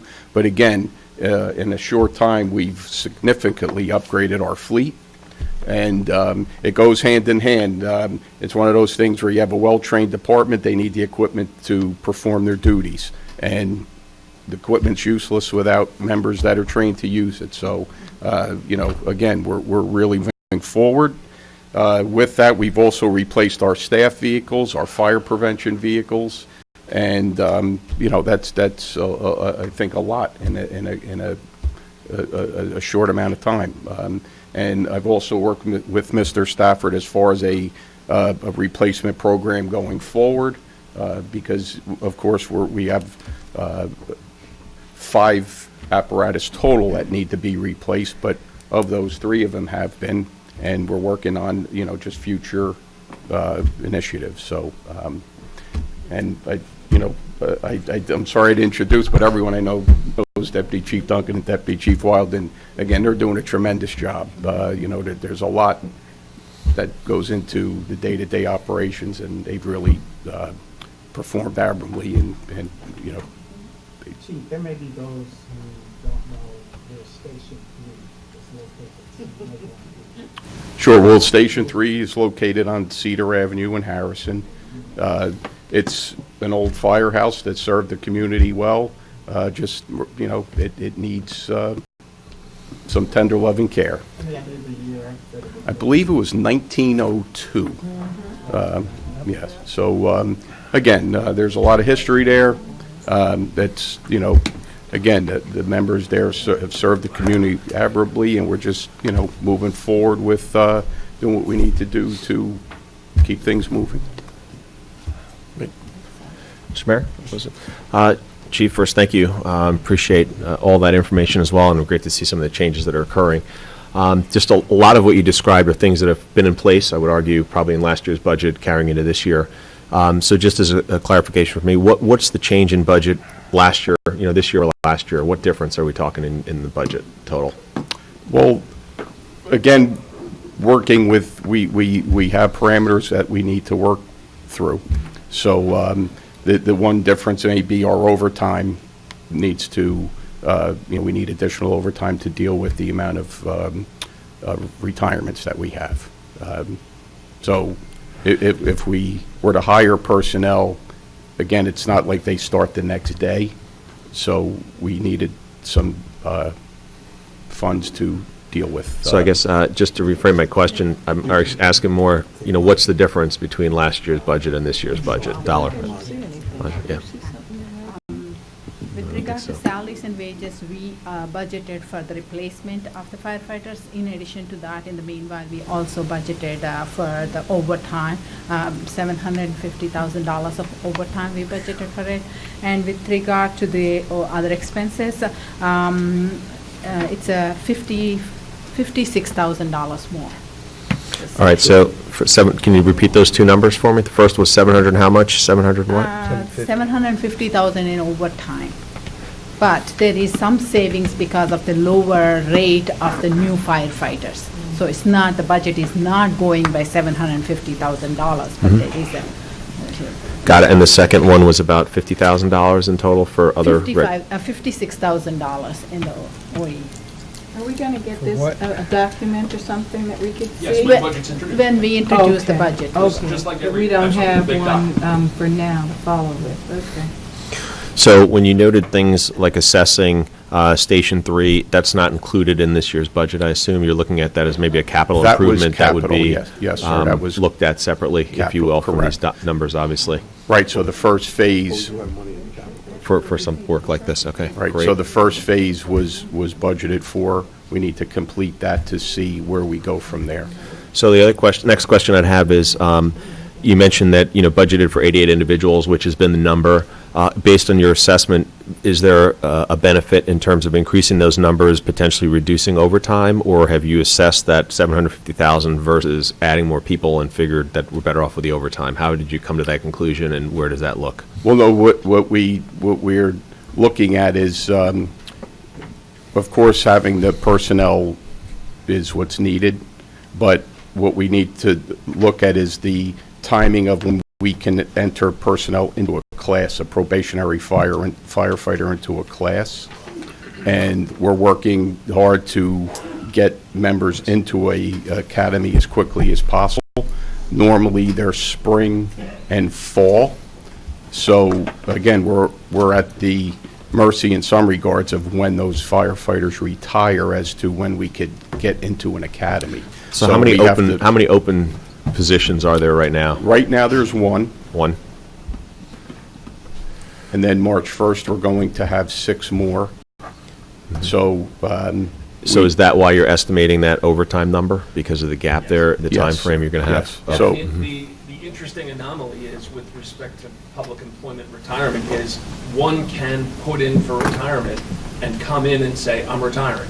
Or one can put in for retirement and give you notice that one's retiring, and retire. Or one can put in for retirement, give you notice that one is retiring, and then pull his papers back and not retire. So we certainly appreciate the notice, and we plan effectively. However, we can't necessarily bring people on to allow for sufficient redundancy in advance for a number of factors, not the least of which is there aren't always academy classes. So we're a bit at the mercy of academies, whether it be Morris County or Bergen County or what have you. But that is the genesis, if you will, of the totality of the circumstances behind the overtime number. That makes a lot of sense. I appreciate that. If I could just get that clarified again, in other words, you can't put somebody new on or get somebody ready to even be hired until you absolutely know that person's leaving, and that might not be happening. I wouldn't go that When? far. I wouldn't be that emphatic. If we just had a case of retirement where the retirement was given to age. So we knew that person. Well, that's good, yeah, that's. Right, so that's an instance where we would be able to effectively plan and allow for sufficient redundancy. And if finances allow, and there's an academy, we may bring a candidate on in advance of someone's retirement, but it would not be a large number of people because of the factors I talked about before. And again, it has to match up. It's a bit of a jigsaw puzzle because it has to match up with an academy. It's very difficult, it's like not jigsaw puzzle, but you're trying to do you're really trying to do a very delicate dance here to make sure we're staffed enough. That's Correct, why but not overtime too is bad. your fallback. Overtime is your fallback. You have to have a Right, fallback. our main goal is to protect the town as best as we can. That's our goal, and do it within the parameters that we're given.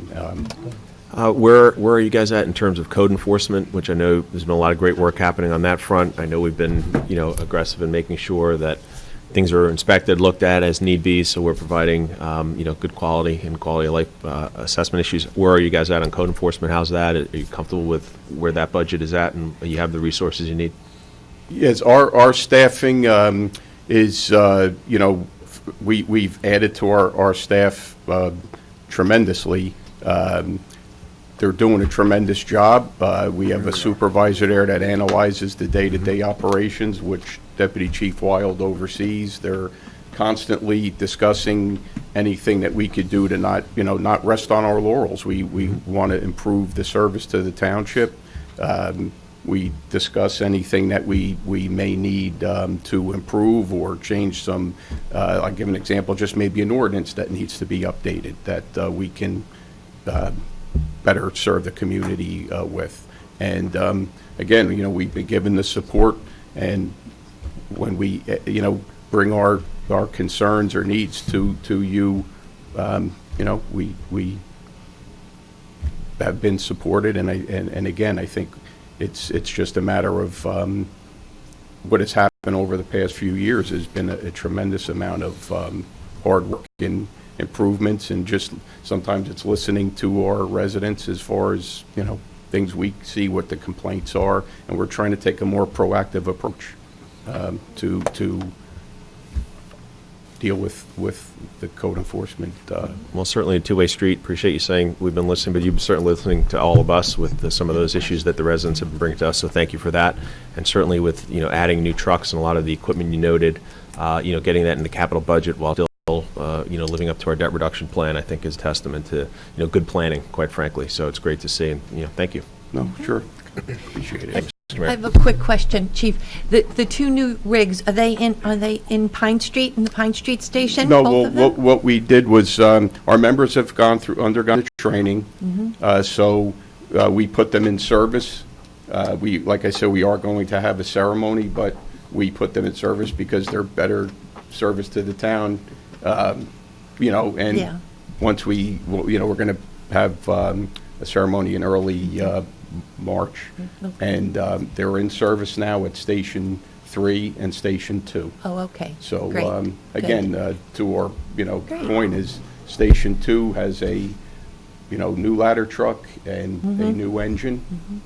Station 3 is a new engine, and we made some significant upgrades. I believe the average age of our fleet right now is 6 years. It's 2013. So again, do the new rigs have defibrillators, or do you have portable defibrillators that you have? All of our apparatus have defibrillators.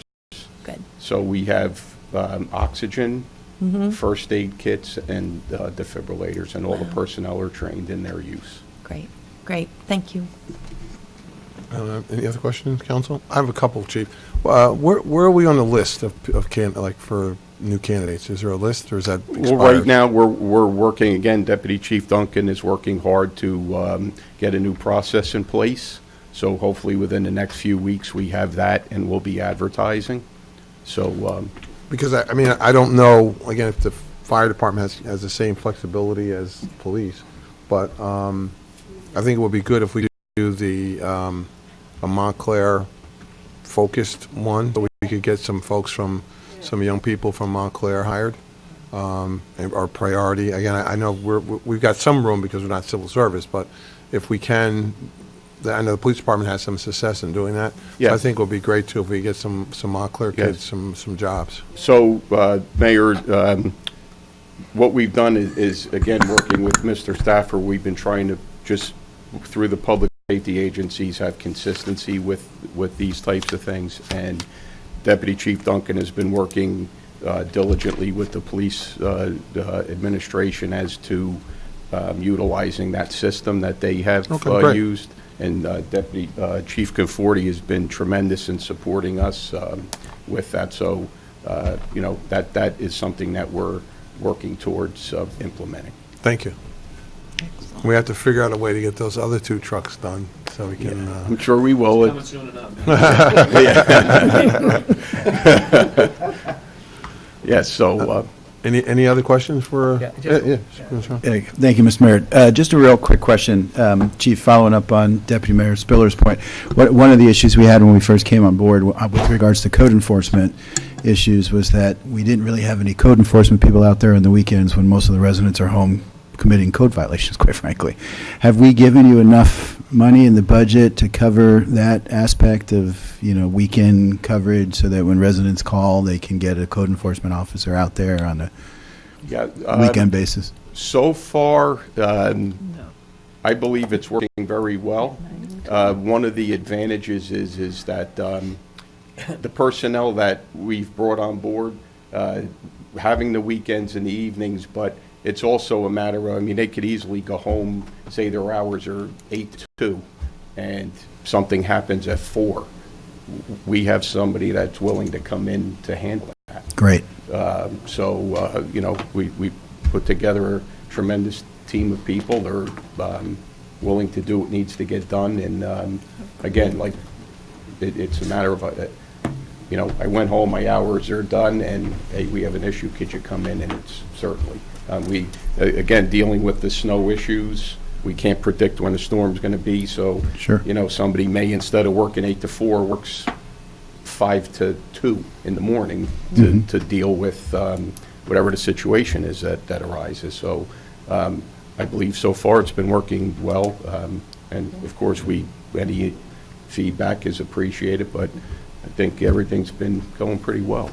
Good. Thank you very much. That was a huge issue for us. I appreciate it. Thank you, I Mr. just Mayor. have one comment while you're on code enforcement. Can you explain for everyone your usage of spatial data logic and what the benefit of that is, the sharing of the information? Because that's something else that you've started. Certainly. So what the spatial data logic has helped in regards to just having a database. Normally, everything may have been kept in a file in the office, but now with the spatial data is that when complaints or workload work schedules put into place, I may be working today, a complaint comes in tomorrow, somebody else is there to say they go back to the same residence, and all the information is right in front of them to be able to deal with whatever issue it may be. It's helpful data-wise to see maybe we're having a specific type of an issue that we need to pay more attention to. For example, if your code enforcement people find an illegal apartment, that information is shared. Your fire department knows what's there, and it's for their safety. And that would improve the safety by being able to share that data across lines. And it is something, again, it's in the building department, so, you know, there is more data available at their fingertips. Okay. Chief, I just want to ask one question, Mayor. I know you get a lot of help. I mean, you don't get a lot of help from the federal government. That's the issue I've been teaching my students. So I just wanted to know, I know there were grants in the past. Sometimes there's help with equipment. I know the equipment costs $1 million sometimes. You getting anything at all from the federal government, from Homeland Security, anywhere, that maybe we could help you with our new Congresswoman, Mikey Sherrill, and others, to help you get help, to supplement your budget? I mean, there's a need for this Homeland Security, you know, is supposed to go into firefighting, and as well as, because the first responders, your firefighters, the first ones within that building in 9/11, okay? So, you know, you guys are the guys that are on the front line with the police. So tell me about Homeland Security grants or money that you're getting, or any federal help. Certainly. So there's the Assistance to Firefighters grant, which comes out each year, and we do apply. And what there's normally priorities that the government is willing to fund, and each year we apply. We do an assessment of what our needs are, but we.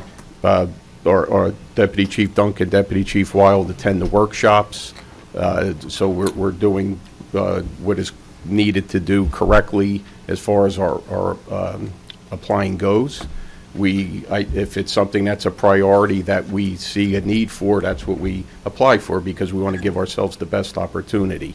This year, we applied for training funds, and specifically for our confined space and trench capabilities.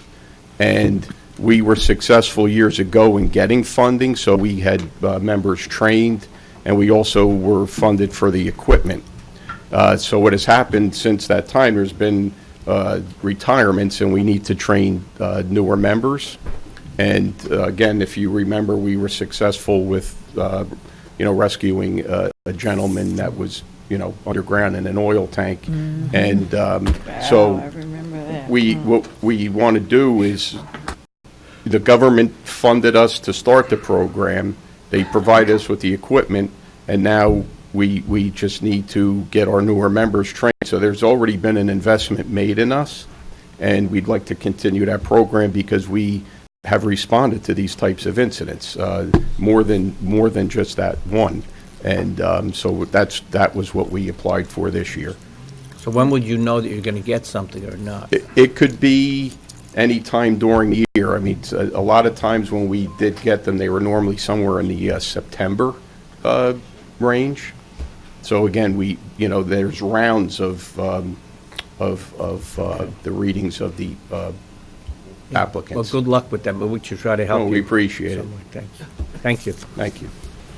Thank you, gentlemen. Appreciate it. Thank you. Thank you, Mayor. Moving on, in 2018, after a long and appropriately arduous process, as you know, our police department achieved accreditation. Our leadership team, specifically led by our Chief Conforti, as well as Deputy Chief Young and Deputy Chief Frisano, employing the tools they perfected during that process, including vigilant patrol efforts, special services details, ensure that our department continued to provide 24-hour-a-day professional police service to our community, adhering to the department's long-standing values and yielding a decrease in crime. For more specifics, I would defer to Chief Conforti to come up and address the governing body.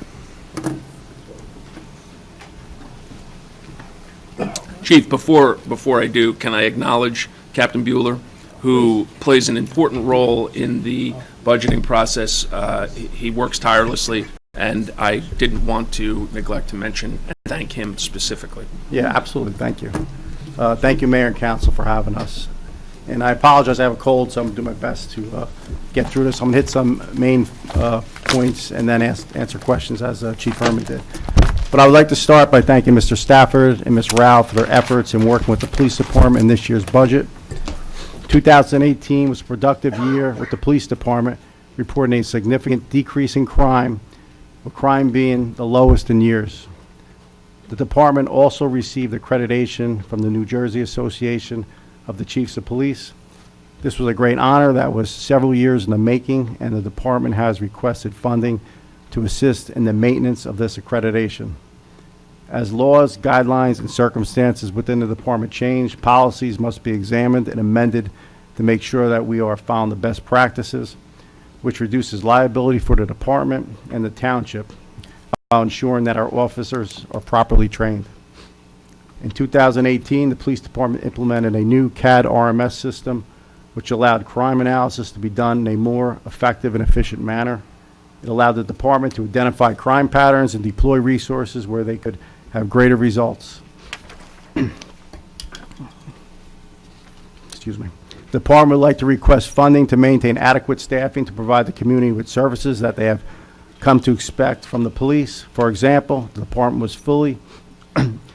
was able to fully staff the community service unit, which reaches the citizens in ways beyond law enforcement. We have expanded programs such as the Citizens Police Academy, which now includes Bloomfield and Glen Ridge. In addition, in 2018, the department opened satellite offices for CSU members in Glenfield Park and the eastern section of Bloomfield Avenue so that they are truly in the community. The department was also able to increase staffing in the Traffic Bureau, as one of the common concerns of the community is motor vehicle and pedestrian safety. These staffing increases led to an increase in traffic enforcement. Also, despite the increased interactions between the police and the community, there was a decrease in the number of civilian complaints made against the police. We're also requesting additional resources to more effectively deter speeding complaints. One of the requests is a speed sentry sign to assist in collecting data to determine where speeding is more likely to occur so that personnel could be deployed accordingly. Another new program that the department would like to see is deployment of decoy cars around town as a way of deterring criminal and traffic violations. The department also requests that funding be considered to allow officers to be deployed on special assignments at times when pedestrian and motor vehicle activities are at their busiest, such as the summer and the holidays. Last year, the department was able to assign officers to the business districts, either on walking posts or segways, and the department received positive feedback from the community and the business owners. In conclusion, I'd like to thank the mayor and council, as well as Mr. Stafford, for the continuing support of the police department. I look forward to maintaining the progress that has been made the past few years and making Montclair a better community. So whatever you have, I'll answer for you. I'm not sure we recognize Deputy Yes, Chief Deputy Chief Young. Will Young I here. think, And let me say, he does a lot of work in the operations side constantly. Anytime I call him, I get calls, he goes out there in the middle of the night and helps me out, so I appreciate what you do all the time. questions for Police Department? Mr. Mayor, I guess I'll start with a basic first one, and probably won't be you answering it, but what's the change in budget? It was the software licenses. And that was, last year, most of it came under the capital IT, under Tony Fan. This year, it fell under us, which is about $100,000 difference. So last year, it wasn't funded through us. Now it's funded through the police department. Great. Samaj, do you have the? Some increase in overall increase in the software licenses that we are funding it now. That is overall his other expenses budget is $60,000 more than last year. It's about 11%, 11.31%. Okay, so 60,000 more and. 60,500 more. Okay, and then you said the software piece is just coming out of a different. The total software, overall budget is $595,500. That's non-salaries and wages. The other expenses $595,000, and out of that, $112,000 is software licenses. Okay, and that's an addition, I guess it's harder to quantify because that was coming out of another department last year, correct? So it's not really a true. It's an increase. It's about $100,000 increase. There is a shift in cost center, but there is an increase in cost as well. Okay, so Mr. Stafford, you heard me a little bit. They appreciate it. So about 100,000 increase in the software. Correct. About 60,000 for other. Correct. Right is the number. Chief, you talked about, and I think we're all very proud of, making sure you've got the numbers for things like community policing. So Right. are your numbers good at this time in terms of what you need? Yeah, as long as we can maintain adequate staff on the staffing that we have, if we don't lose anyone, we're fine. I'll certainly use this as the opportunity. I'm sure my colleagues agree. The community policing has been great. I know that when, I have my ward meetings, I'm sure when others do as well. Also going around town, seeing people out in the community. I think that's a great interface for residents, and I've heard nothing but positive feedback around that, and hopefully it's got positive results for you guys as well on a number of fronts. It has, absolutely. So certainly happy to see that. Some of the other pieces with the sensory sign piece, I guess that's part of the 60,000 or whatever that is, what you need there in terms of that. There's a few or is that things. We have a capital message piece? board that we're asking for, it's the speed sentry sign. There was a few things in the traffic end that we're trying to increase, because we beefed up the traffic unit, but we're trying to make that a priority moving into next year. Do those all go under capital or some? Whatever items that can go into capital, we budgeted through the capital budget. Some other items like the decoy vehicles that cannot be done through the bonding, so I put that in the operating budget under a different section, under the capital section. That is that in addition to that 60,500 I gave you, there is a decoy vehicles of, I don't remember exactly how much, that is in the capital section, half the operating budget. Gotcha. So my question maybe around the decoy vehicles would be, I know a lot of times we see that we cycle through vehicles, to make sure. Would we not use some of the older vehicles as the decoy ones? That was the original plan.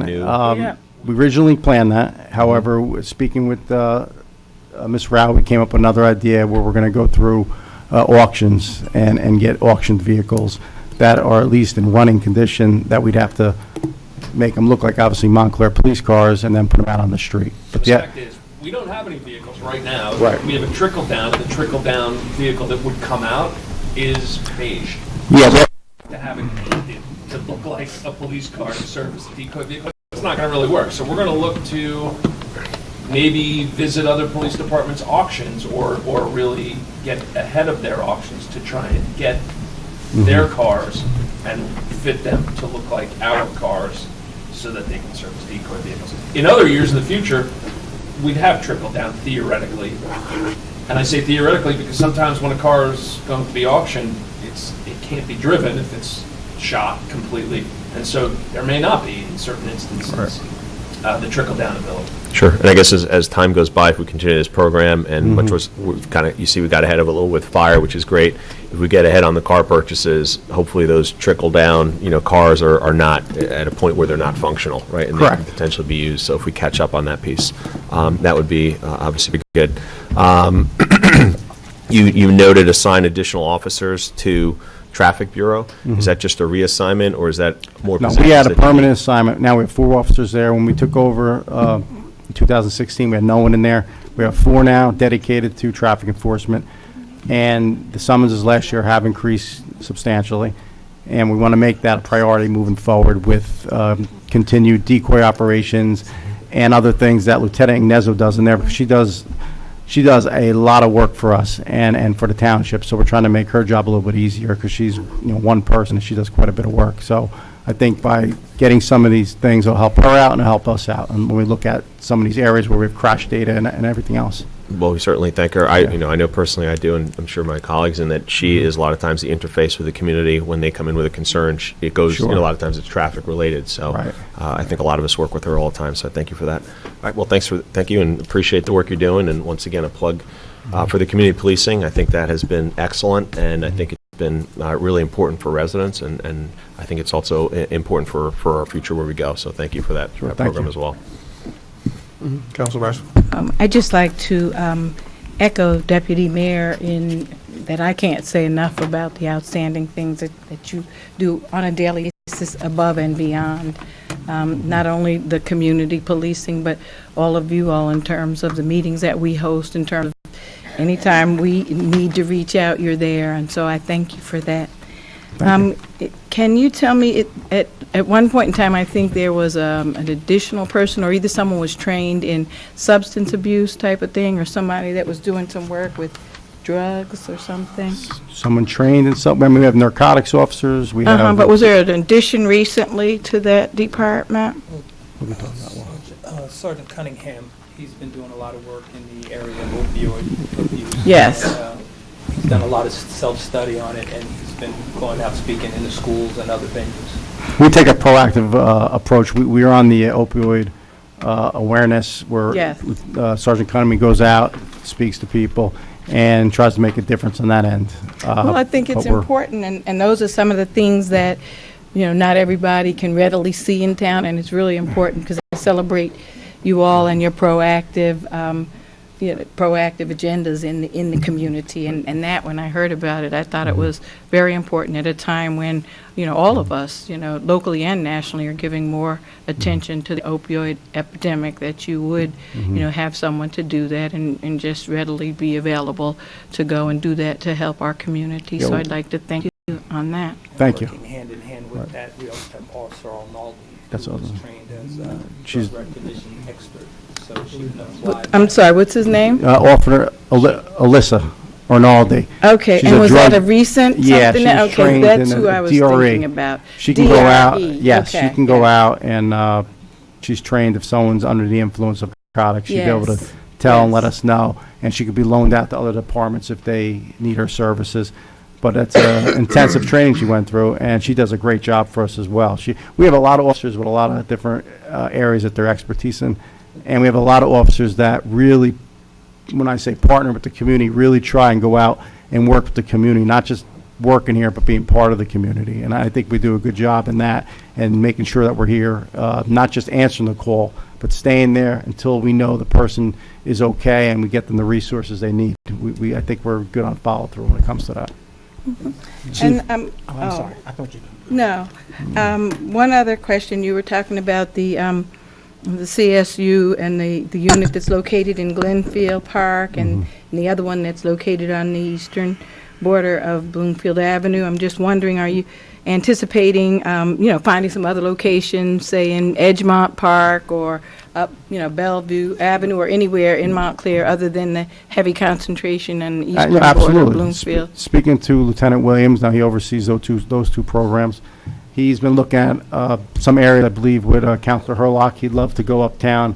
He had a couple spots there. So we are looking to expand around town. It's just finding the right spot. Now, right now, the places where we're at, we're lucky enough, 125 Bloomfield Avenue, it's free, and it's in a good location. Yeah. And Glenfield Park, we had received complaints down there, vandalism and other things to the equipment. So by having officers stationed there, Tyrone's right in that building. Everyone knows Lieutenant Williams. I think it's a great fit for him down there. So we are looking to go uptown if that's possible. Oh, and yeah, work no, with I know Councilor that Harlow. and I know that, from what I'm hearing, it's been very helpful.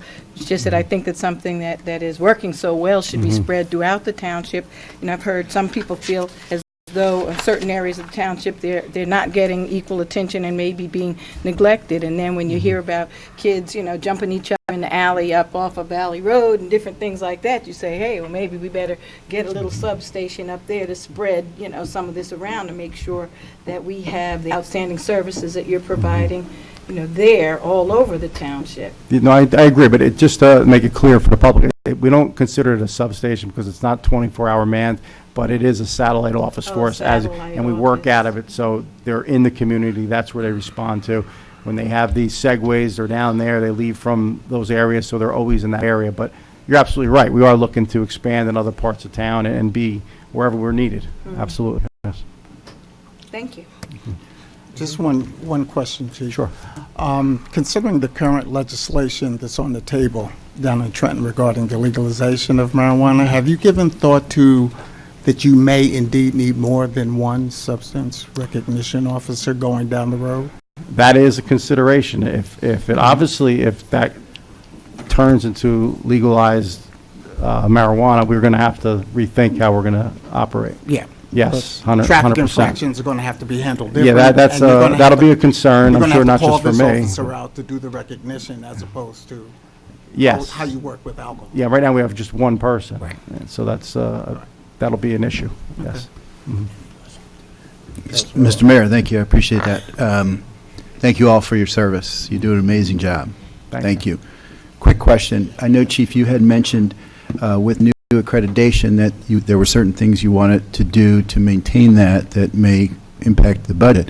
Right. I would have to imagine, though, that there's attendant cost savings, particularly on liability insurance issues and things like that, then more than offset whatever those expenditures are, correct? Yeah, that is correct. There is a cost savings. I don't know the exact number, but there is through the JIF, I guess. I don't know exactly what the number is, but there's a cost savings. And that, when I say funding, we would need to probably retain the Rogers Group again. They oversaw the project with us, and they would know when certain policies came out, like a new policy, I believe, just came out regarding immigration laws. So we're going to have to upgrade the policy we have now, and they would help us along with that to make sure we stay on top of the policies. So at least for the next couple of years, have the Rogers Group retained so that we maintain the accreditation, and then at some point we could probably just oversee it ourselves, but it's still relatively new. We were just accredited. We'd like to maintain it, obviously. Sure, and I can imagine that, again, overall, we're saving a great deal of money having the accreditation, regardless of what is spent to maintain it, and I thank you again for that. Thank you, yes. Thank you, Mr. Mayor. Mayor, I didn't want to jump in once Brian asked a good question about the marijuana, but the chief and I know we've been at sessions together on this. One of the things I had reservations on is the state, when they approved this, which they seem to be ready to approve, doesn't give us enough money. Municipalities don't get enough of a tax. And the mayor and I have talked about, I'm pushing, and many people in the state have been pushing for 5% at least to come to our municipalities. Now, since we already have an established medical marijuana, the likelihood is we'll have the other, it's a grandfathered situation from what I hear. So I want to, maybe Bob can help with this, or Marjana. If the state is ready to almost approve this bill, which is going to have a certain tax percentage, we want to make sure we get the maximum, or we get our share. And that's what could then be devoted to, as we were talking about, the substance recognition officers. So just keep an eye on that. I don't know, Bob, if you or Marjana know anything about how much we're going to get, because it's got to be enough that the mayors all around the state, and Mayor and I have talked about this, that we're saying, yeah, it's okay, but it's got to be financially, compensated to a town that hosts this. Since we've already been a host, you want to make sure you get enough resources. I do. I'll be honest with you. What I hear on my end, I hear obviously the medical marijuana. As far as legalizing it, on the law enforcement side, I haven't heard too much to say what direction it's going to go. But I will definitely look out for anything that will benefit Montclair, and we'll We're go going to from get there. enough resources to give you to make sure it's done right. Thank Sure. you. Thank you. Okay. Any other questions? Just congratulations. I know you had a good week with capturing the person responsible for the shooting on the Avenue, and then also the serial burglar, which was great. Congratulations. Good work there by the whole team to make that happen. Thank you, and I have to say, the detectives, the patrol guys who responded to both the shooting last year, obviously, the first responders and the detective follow-up did a great job, and although something happened last year, we don't forget about it. We continue to work on it, and we received information last week. We're able to go out and make an arrest. That was, I believe, put into the paper tonight, so that'll probably be in the paper tomorrow, that arrest. And then there was an arrest, as you mentioned, an individual who's been doing quite a few burglaries in town, and I'm not proud of what happened, but I'm proud of the investigation because a lot of work, and Deputy Chief Young could say, I haven't seen too many cases where we put that much time into it. It's probably the most comprehensive investigation that we've had in our investigative division in my tenure. Yeah, a lot of work. So I'm proud of the work they put. And as far as what will happen to that individual, I don't know. You know, the bail reform, I really can't say how long he'll be in jail. He's probably already out. We don't. He may be. He may be. Well, Chief, I'll just say, too, only that I know the number of the houses were in the Third Ward, but, you know, just getting the order of magnitude, 40-something houses, those kind of numbers, you realize the impact on quality of life that one such arrest will have. So I want to thank you guys for putting in that time because it has such a broad impact. So And that's important because people don't realize how one person can make a lot of damage. And unfortunately, it's not easy. Burglaries do not get solved that easily. So the fact that they were able to put all the work in and identify this individual who is born here in Montclair but not living in Montclair, and bring him here to where he'll face these charges was a good thing. But again, hopefully he stays in jail. Any other questions? Thanks, gentlemen. Thank you. Thank you very much. Thank you. I have a question.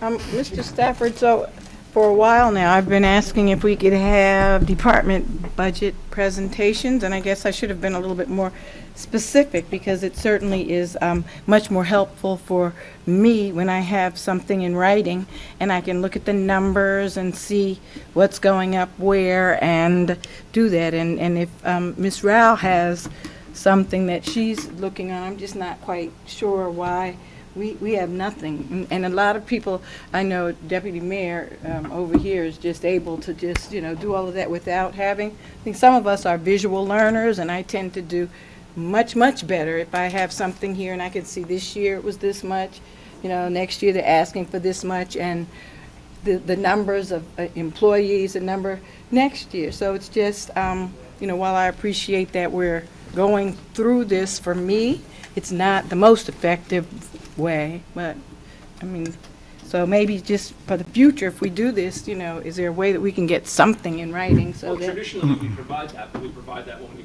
introduce the budget, because the numbers are fluid, and our team works up until the day of the budget introduction to try and reduce those numbers as much as possible. And this is a good example. If there was something that the governing body tonight stressed that we hadn't thought was of import or as much of import as it were, we would have to rearrange our numbers. So, Right, but I'm just saying for me, and I don't know about anyone else, I could be more helpful at making suggestions if I could see what is already there, because I could see where the numbers are and what's going where. And I know traditionally during your tenure, things might have been another way. I've experienced it another way, where during these budget presentations, we have PowerPoints up here, so that not only can the council, but the people that are watching can have some idea. And I just found, personally, for me, that was the preferred way for me to really hone in on what, is going where. But again, I'm appreciative that we're trying something here, and it's just, food for thought. And maybe if any of my other colleagues would, like to have something in writing at another time, it's just something to think about. I would just like to say, as having been on for almost 19 years, different times, on and off the council, there's been many different ways it's been done. For me, personally, being a teacher, I like to have something in front of me. I'm looking at a very good sheet here, it's preliminary budget, very good, but it doesn't have broken down by departments that have come before us. So that's where the problem comes in. I can see the overall picture, and I see the increase in the library, which I'm sure at the point when the library comes in, which I assume they're going to come in at some point, They right? came in already. Well, that was when they came in and asked for that money? That's right, they did. The point is that I'd like to have a little more substance, just as Councilor Baskerville says, only because for me, it's easier to ask questions and to follow. Marjana came up and says a figure, and then you've got the figure. I'm jotting down all these scribbled notes, what the figures are, but I'm doing my own little notes that I'll go back and try to look at. So it might be helpful to have something like Yeah, because the library comparative asked for figures. 3,818,000. Remember, when that was the library, so they came in Yeah, with they did come out with something. their charts on that- it. I remember that now. Mhm. I like the way that, when you're saying we may get that if there's a presentation eventually. The library presentation was special, it was a separate one, right? So we're not asking all the departments to do that type of presentation with pie charts and all, right? Okay. I would really like to have that personally. I was used to it in the past. Pie charts especially. Well, Mr. Stafford, is there a way then that there can be some information provided? I heard, two of my colleagues ask right now, is there a way that we can have something in writing for future? Sure, sure, but understand, it's as good as a snapshot in time.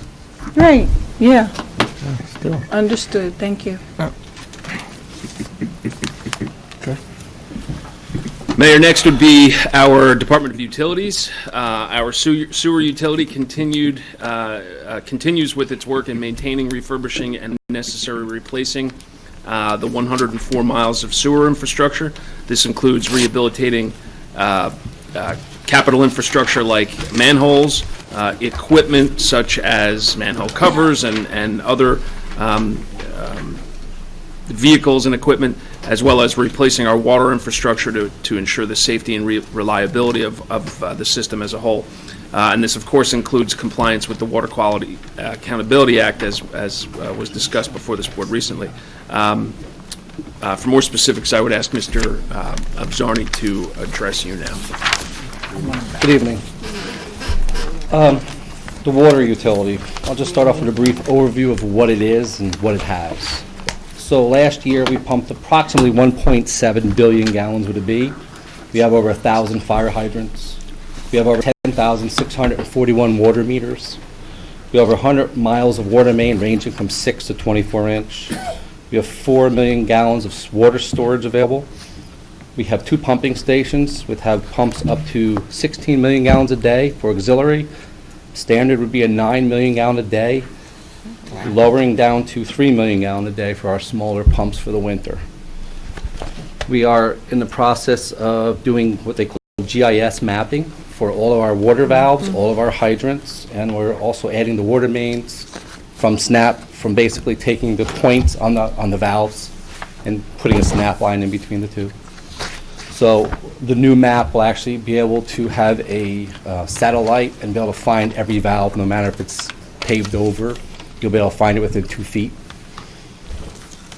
We're also in the process of moving and actually operating every valve in the water system, which is every intersection has approximately 4, and those valves range from 4-inch up to 24-inch.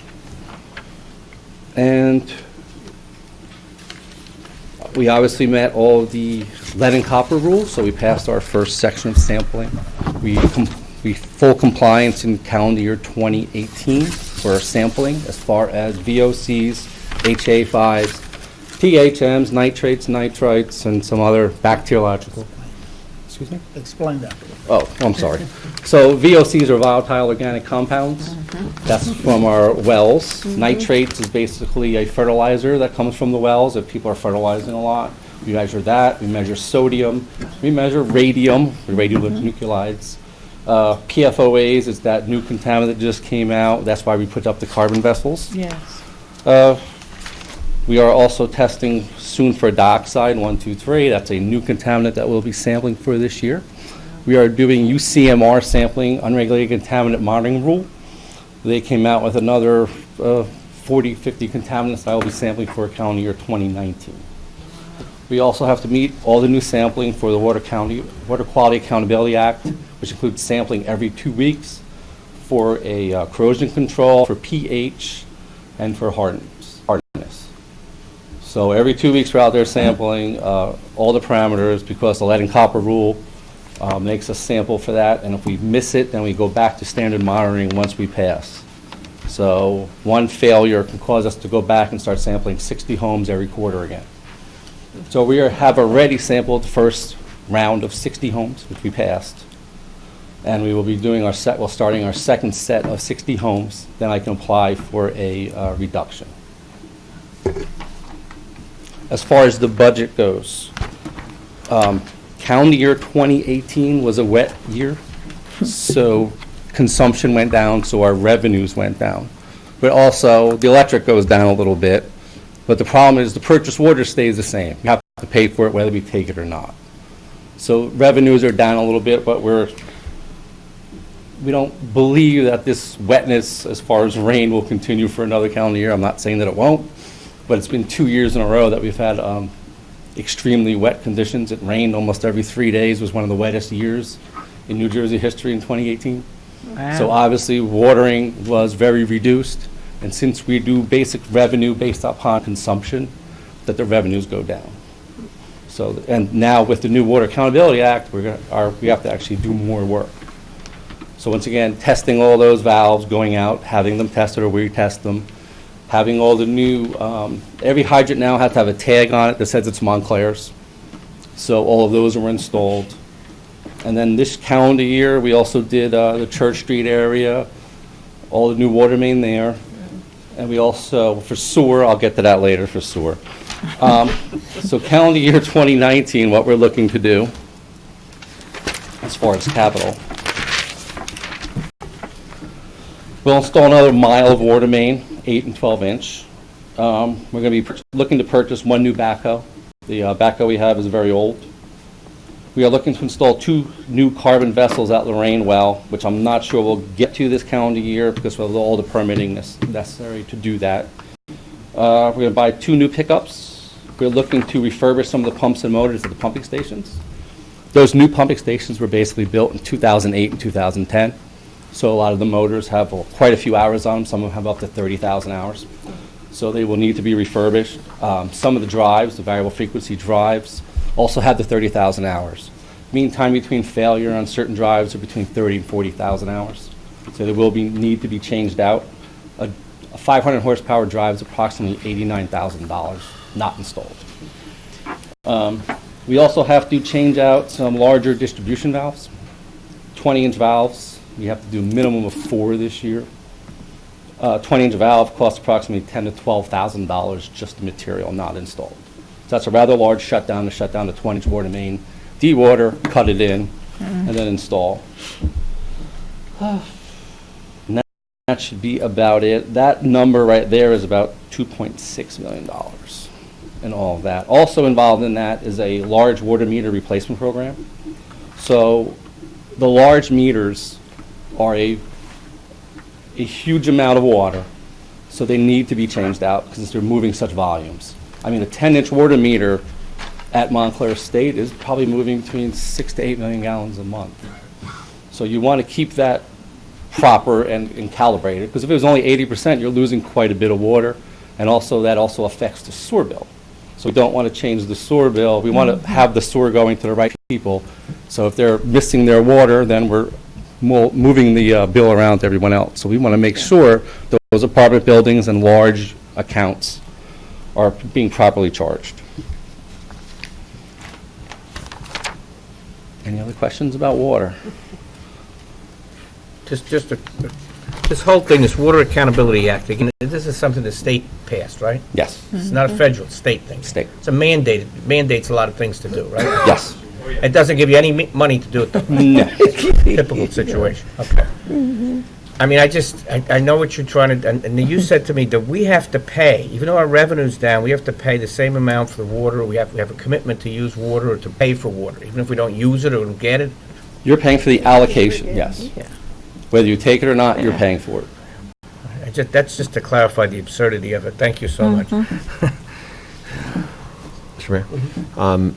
Now, a lot of what you described, I assume much of that is coming out of capital, right? Most of it is coming out of capital, yes.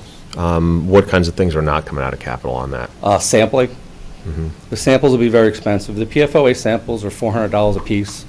I do 2 every month for each well. So right now, the first well is only being done. I don't have all the prices yet for the UCMR. I'm still getting those. Those are not cheap either. And then I also now have to take every 2 weeks and have someone come in, a certified lab come in and take additional samples for the pH, for the hardness, and for the corrosion control. Well, I certainly want to commend you. I know that you were kind of ahead of it on some of these testing and some of the filtering that's being done. I remember you coming to us a while ago on that, so thank you for that. And certainly you've been an advocate for some of the utility work and replacement of capital beneath our streets that needs to happen, so thank you for that. The other one's just a curiosity question. Years ago, you coming to us and talking about our wells and that you've had to dig down deeper, with the water tables dropping.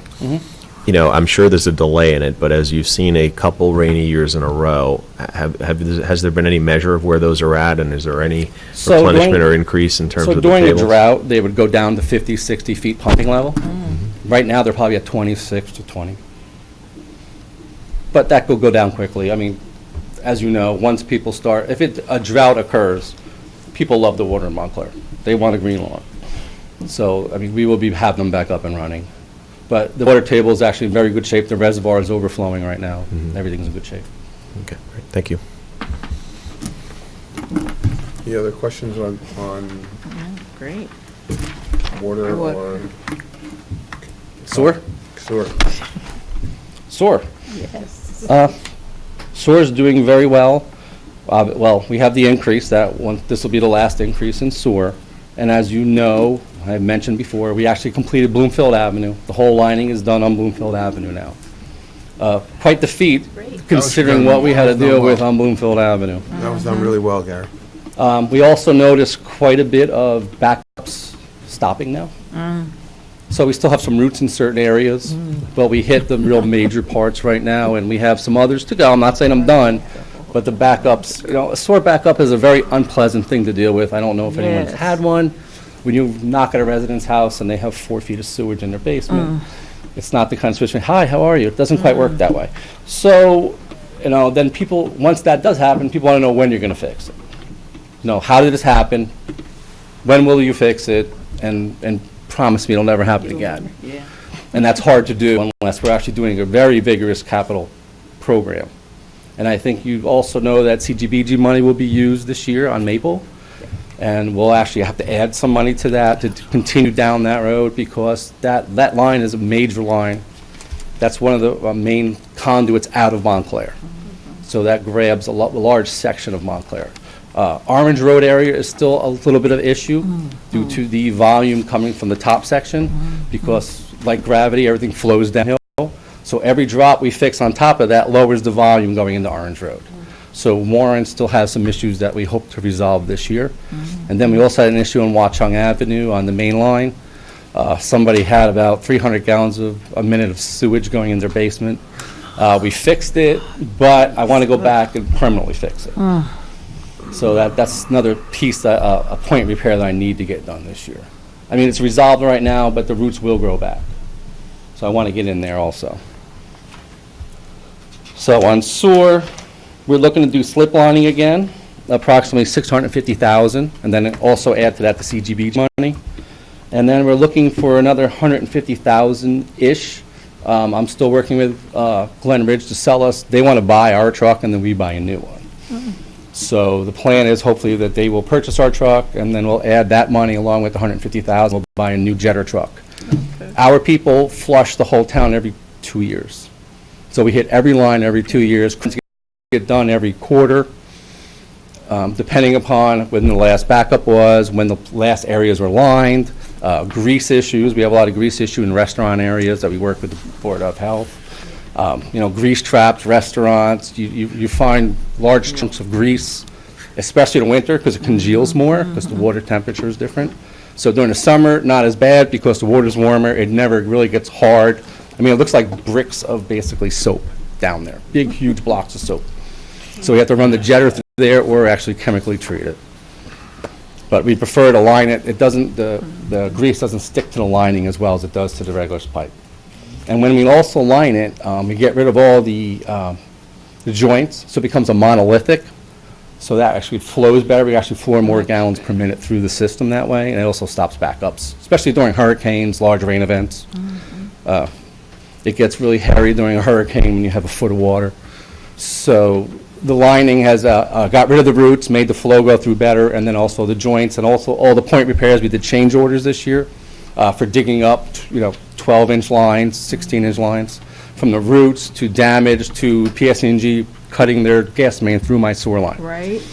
And I had to go I move know it about underneath. that one. But yeah, they did it. Yep.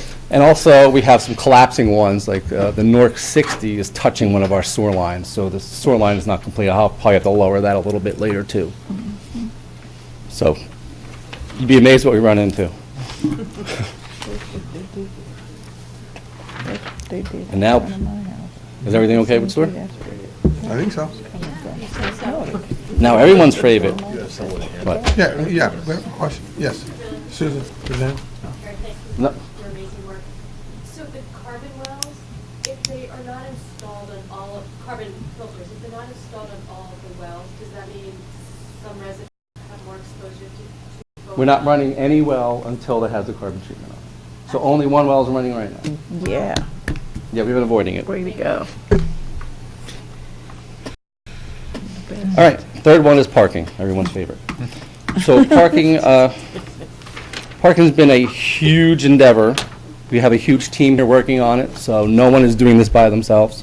Maja, Chris, Manny, the new person, we had quite a few team members working on this. So revenues are actually up in parking. And I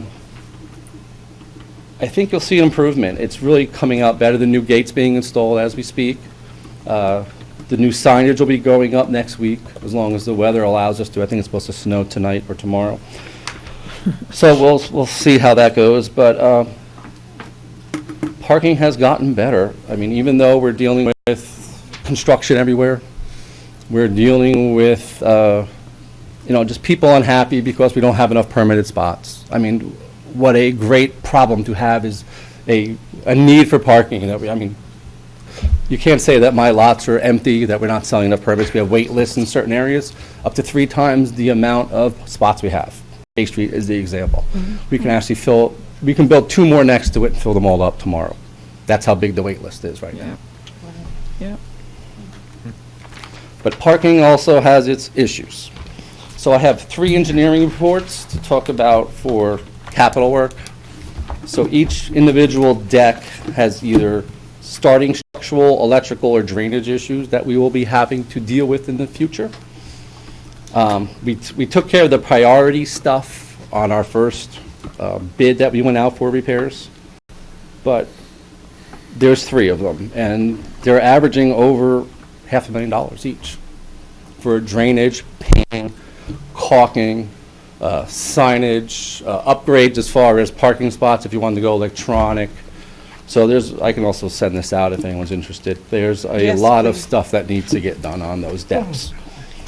We got rid of, like I said, there's concrete is getting older on the decks. There's cracks, but they're not structural cracks, but when the concrete goes away, then the steel gets exposed. So the steel, you fix the concrete and then the steel won't corrode or anything. So you got to get to it before it actually chips away or spalls off and falls off. Plus, you always have the potential damage of the concrete falling on a car. So you don't want to have that issue. Also in parking, we're looking at a few other items. Let me find the parking. So in parking, we're looking for 2 additional parking enforcement vehicles. Since we hire the part-timers during the weekends and during the week, the vehicles are basically working probably 16 hours a day now. So we have to keep those vehicles moving along because some of them are old Ford Rangers that have multiple miles on it and are falling apart. And the older natural gas vehicles are not working anymore. They have to go. So we can no longer use those. We also have to do some paving coming up. Lots need to be paved. We have a huge amount of lighting issues going on as far as changing out in the decks. We want to switch over to LEDs. So right there is probably $25,000 just to start. It's not nowhere near finishing. It's probably just getting all the outlights back on and a few additionals. Signage, which Is that budgeted for? When you What's say that? we got to do all these lights, we got to, these things we're that you starting at budgeted for? $25,000 on that. And what PSC&G is doing audits right now, as long as they offer the good lights that I want, then that's something we'll look at. So they're auditing all our parking facilities as we speak, and what they'll do is come back with basically a buyback type thing, where supposedly the savings from the LED will pay for the new lights. But some of their lights we consider to be a little subpar, so they're actually bringing some additional ones to take a look at. Because I don't like dim parking places. People don't feel safe if it's too dim. I'd rather have it too bright and complain that it's too bright than it's too dim. Or the streets. We're also looking at signage. Signage is huge. I don't want signage pollution, but I need the proper signage out there. And I also consider signage basically hash marks in parking lots. I consider that signage. No parking here on the roads. That stuff also needs to be addressed in multiple lots. Well, not to interrupt, I know we'll have some questions at the end, but I just want to emphasize the signage piece, because I know we've had some conversations around it as well. But, certainly as we move forward with a, number of new decks that are going forward, I know we've seen some examples of it done well, when we looked at Public Safety Committee that looked at some of this stuff, and, just making sure that we plan ahead with the technology to make sure we are efficiently directing people to where there are open spaces, and, we're doing it in a way, to your point, that doesn't increase sign pollution, but also doesn't have people circling when there are spaces available in certain locations. So just looking at it with an eye towards that, so we're not getting potentially outdated technology that doesn't have the capabilities to do what we will want in the next number of years. Just having a mindful eye on that with Tony and Mr. Fan and others, just to make sure we are ready and set on that front.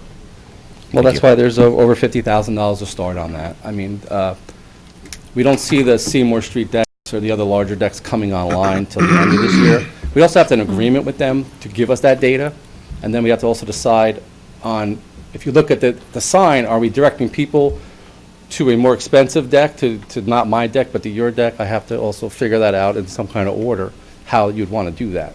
Because people have to give us their data. And I also want to direct them to the most expensive deck either, or depending upon which, because every deck will be a different price between municipality and private. And I don't know if people will know that difference. Are we directing them to a more expensive deck or to one of our decks that's going to be less expensive? So that just had to be taken into consideration. Any other questions about parking? Yeah, what's this one on website? Excuse me. On website. I know we talked about enhancing the websites that if one is coming into town, you can find out where the empty spaces are, similar to what you just talked about. Where does that stand? Well, once the new gate is done, we should be able to keep a count there. And then we're moving to the count also at Bay Street. North Fullerton is very difficult because you have two entrances. And then you also have the top level being rented out. Then you have C and N permits going in and out. That's going to be a more difficult one to actually keep giving an inventory of. And then the new ones will get tied into. We're hoping the to have, website as and well. also hoping the private decks will be interested in giving us their data to put into a particular sign or a website. Okay. But this is a work in progress. So actually, we're meeting with some people involved with the Seymour deck tomorrow to look at those options and see what the interest is in it, if there's an appetite for it. Okay. Any other questions? You talked about our fee structure and people waiting for permits. I've heard you mention it before that potentially that means, our cost assessment is off. What do other towns do in terms of, does their parking, utility generate on the revenue side to cover like the work you see on decks and some of these other pieces, or is it mostly that doesn't happen? What's the norm with regard to the revenue side versus the expenses? So on the revenue side, the appetite for parking is huge. So having the three, like I said, if I built 2 more decks, I'd fill them up tomorrow. And then we have to look at what we need to pay to keep the decks in tip-top condition. You really don't want to skimp on a $9 million deck. That's not the place where you want to try to save some money. So I think keeping a balance of them sustaining themselves is really where you want to be. We don't want to try to make additional revenues, but we got to maintain the deck properly, make sure it's staffed properly, and make sure it's safe. So based on that, are we where we need to be on the revenue side? Probably not, no. Probably not. So I know that, to the mayor's point, I appreciate that, as we stabilize the sewer side, I think that was some of the conversation that we can at least wait till we're there, leave at the last minute. So, but certainly I think, having an eye on that, so we're mindful of not having our assets that are,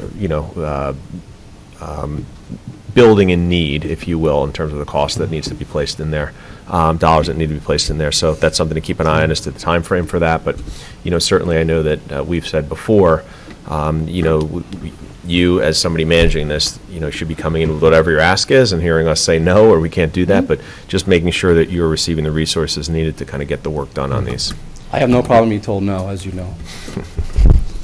And if I may, Gary is somewhat, I'm trying to think of the politically correct word, but you are this year getting, in years past, surplus from the utilities was taken and put into to fund the operating budget of the following year. So if you made an extra $500,000 in parking, sometimes that was taken from the surplus from your budget to fund the operating budget of the municipality.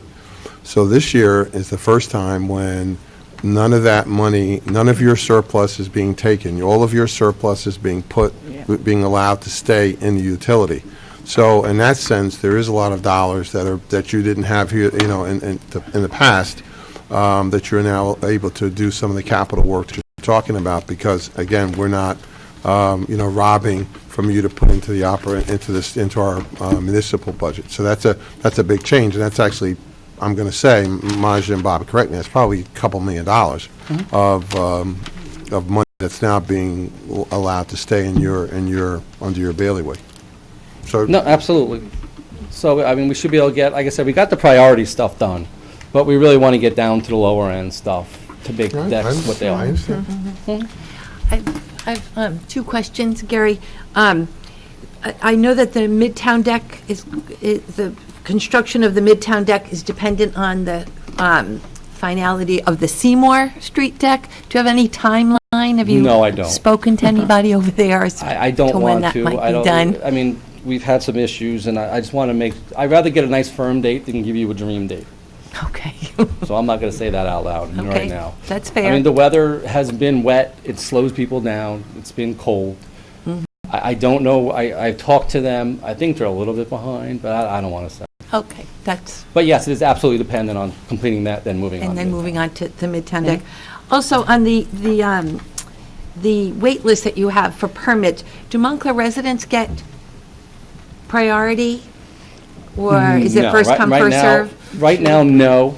In fact, we don't always ask for their address. Most people just want to give their email address. Oh, okay. I mean, we could try to go that route, but right now, no.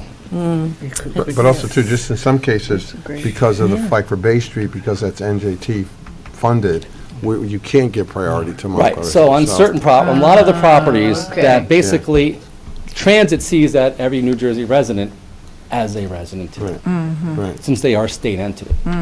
So you got to really look at what you're asking for. So it's built on transit property.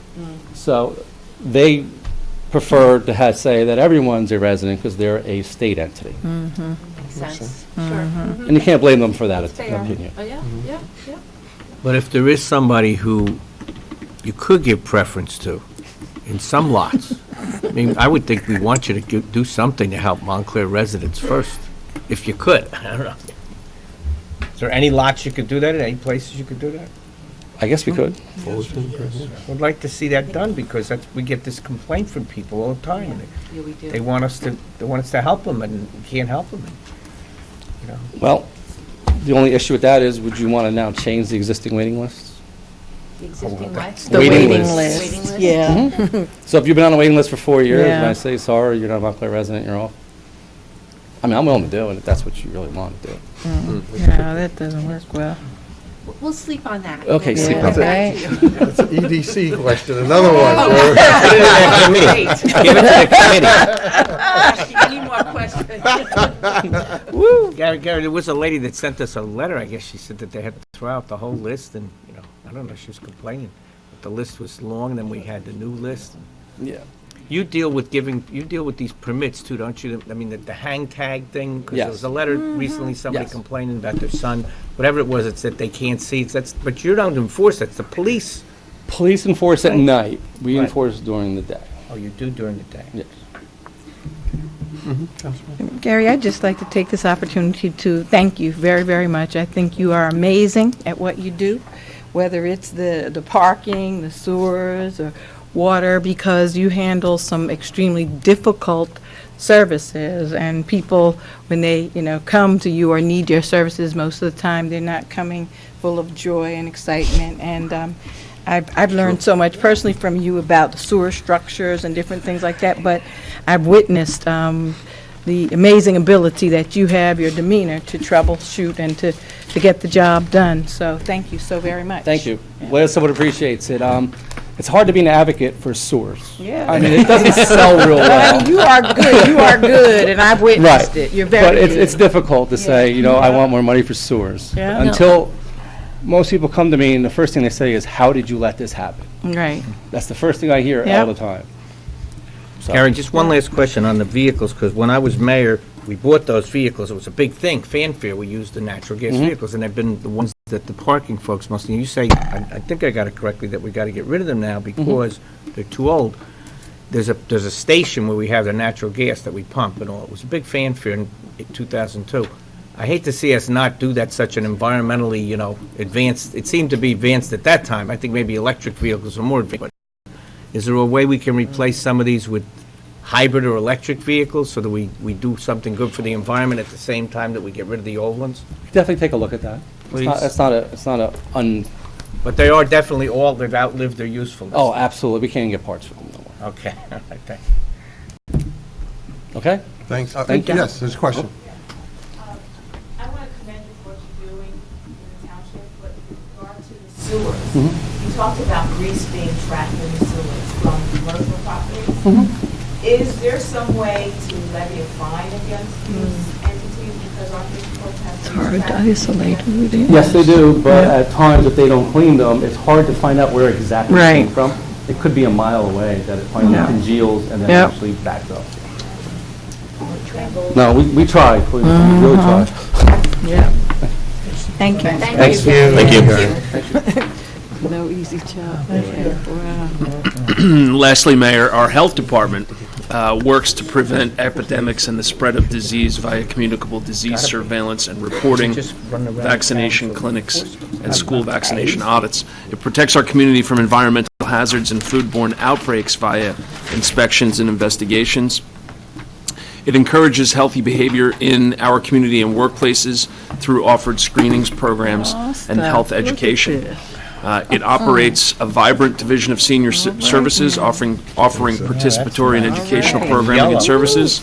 It operates a healthy and flourishing animal shelter, allowing for education, outreach, and of course, pet adoption.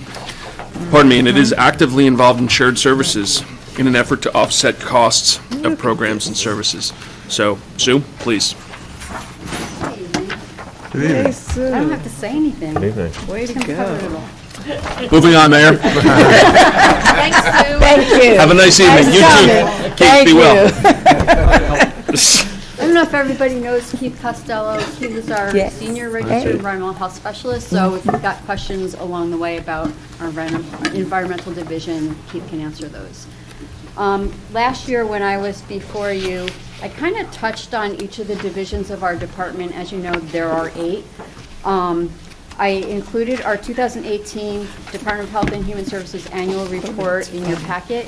And in there, you can read about all our statistics, all the programs we're doing, numbers that we have reported to the State Health Department, the animal shelter adoption numbers, and pretty much our day-to-day activities and stats regarding that. So again, if you have questions about that type of thing as I'm going along, just interrupt me and ask and I'll answer it. What I thought I would do tonight, in the interest of time, is just kind of go over some of the special programs that we've been doing that aren't necessarily day-to-day things, but kind of lend towards the quality of life in Montclair. So we focused a lot this past year on the Childhood Lead Exposure Prevention Program. This program involves our nursing division, environmental division, and health education. We have received so far within an 18-month period $183,835 in grant funding from the State Health Department to do this program. So what that did was offset some of the monies that we would have spent in 2018 in our budget because now we had this grant funding to pay for it. With this grant funding, we were able to purchase 2 state-of-the-art lead analyzers. One of them is to test painted surfaces, and the other is to test products such as spices, makeup, toys, and things like that. We were able to offset staff salaries. We purchased a lot of supplies to do the program. When we go out to do investigations, part of that is lead wipe sampling to see if there's lead paint dust on surfaces that children can be exposed to. So we have to buy the wipes. We've purchased Healthy Homes materials for the parents that are affected by this, such as Swiffers, to help them pick up the lead dust. We're looking towards, we have another 6 months of this grant, looking towards purchasing like pictures, like Brita pictures that have a lead filter in them, so that if they're concerned about the lead line between their house and the township's line, that will take out the lead from the water. We were able to send staff members for updated training. We're required to update our lead inspector risk assessor training every several years. And we purchased a lot of outreach and education materials that we can share with families to help them prevent lead poisoning in their children. In 2018, we had 31 cases of lead poisoning in children that we were managing. So, because the lead action level has been reduced from 10 micrograms per deciliter to 5, that makes more cases in children. Our goal now is to increase our screening. We've run into some glitches with the contract we've been trying to get with Mount Sinai Family Practice. We're working them out. We will have them come in to do screenings throughout all of our towns. With those increased screenings, we'll probably find more cases that we'll have to deal with. And there's talk already about another round of grant funding. If that comes up and is available, we again will apply for that. Under our senior services Lifelong Montclair, we had a couple of notable occurrences. In November, we hosted the Changing Aging Tour in collaboration with SCAC, the Senior Citizen Advisory Committee, and other partners. Dr. Bill Thomas is a national renowned gerontologist. He came and spoke at our event. A couple of you met him. I was very impressed by him. The Changing Aging Tour was designed to change fears and perceptions around aging, and I think it was really pretty eye-opening for everybody that attended. Also in November, some of you attended this also, Katie was one of the recipients for the Partners for Health Foundation's Community Impact Award, so we're really proud of that. The senior bus had its first full year in 2018, and we provided 6,118 rides. And that represents a 146% increase over last year, the year before. Edgemont is still growing. We had 7,081 walk-ins and program participants in 2018. Also in this folder, along with the annual report, I have included the newsletter, the February-March newsletter for Edgemont, so you can see one of the things that we added recently in this past year are trips. So Michelle DeWitt's been trying to do 2 trips a month, and the seniors are really loving that. For 2019, in May, during Older Americans Month, there's a really innovative, I think really cool program that's going to happen.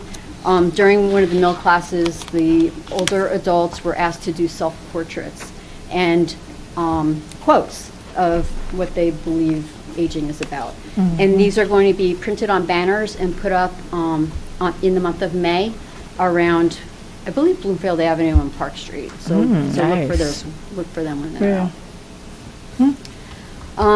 I talked a little bit last time I met with you about the animal shelter. Our post-fire construction was completed in June of 2018, or before June, because we had our ribbon cutting in June, and thank you for everybody that attended that. Shortly after that, the Friends of Route Fomptus came in and renovated the public spaces in the shelter. So if you haven't gone to see it, please go. It's really amazing. It looks very serene and professional, and it's a really nice place to be. Excuse me. Fomptus is starting up a lot of outreach programs. They recently started a reading program and a craft program with kids, and that's doing really well. They're not selling out. they're filling up their spaces every time that they do that. In your 2018 report for the animal shelter section, this year I got a lot more feedback from the animal control officers, particularly Michelle Shiver. So take a look at that, because she goes into some stories about actual cases that they actually went out on, rabies control and boarding situation. So it's interesting to read what they're up against on a day-to-day basis.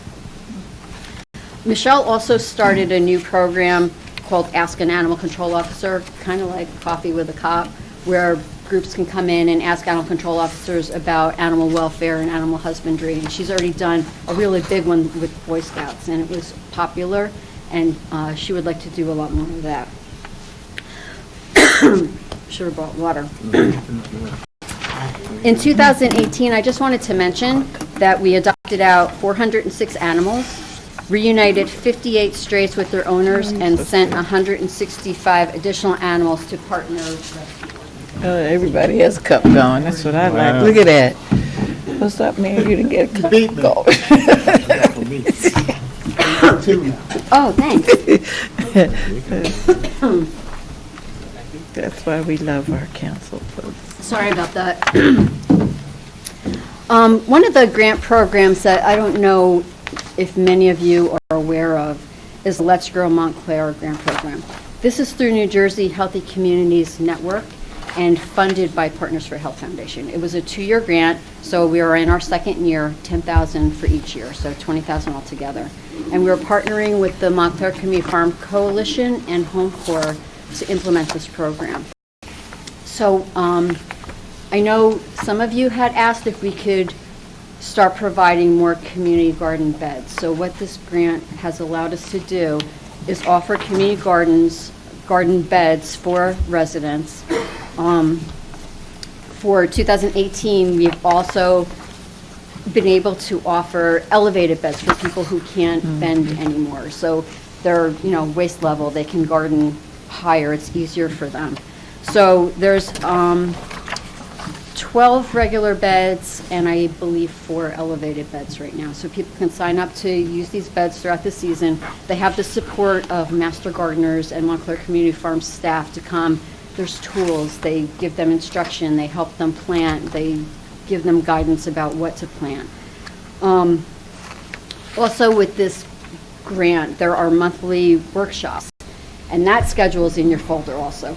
Some of them are really cool. So Great. This is great. canning and preserving, gardening for butterflies, cooking with alternative grains. So it combines both gardening and health. The first one is this Friday, and it's about building a better body. I don't have it in front of me. I don't know exactly what the name of it is.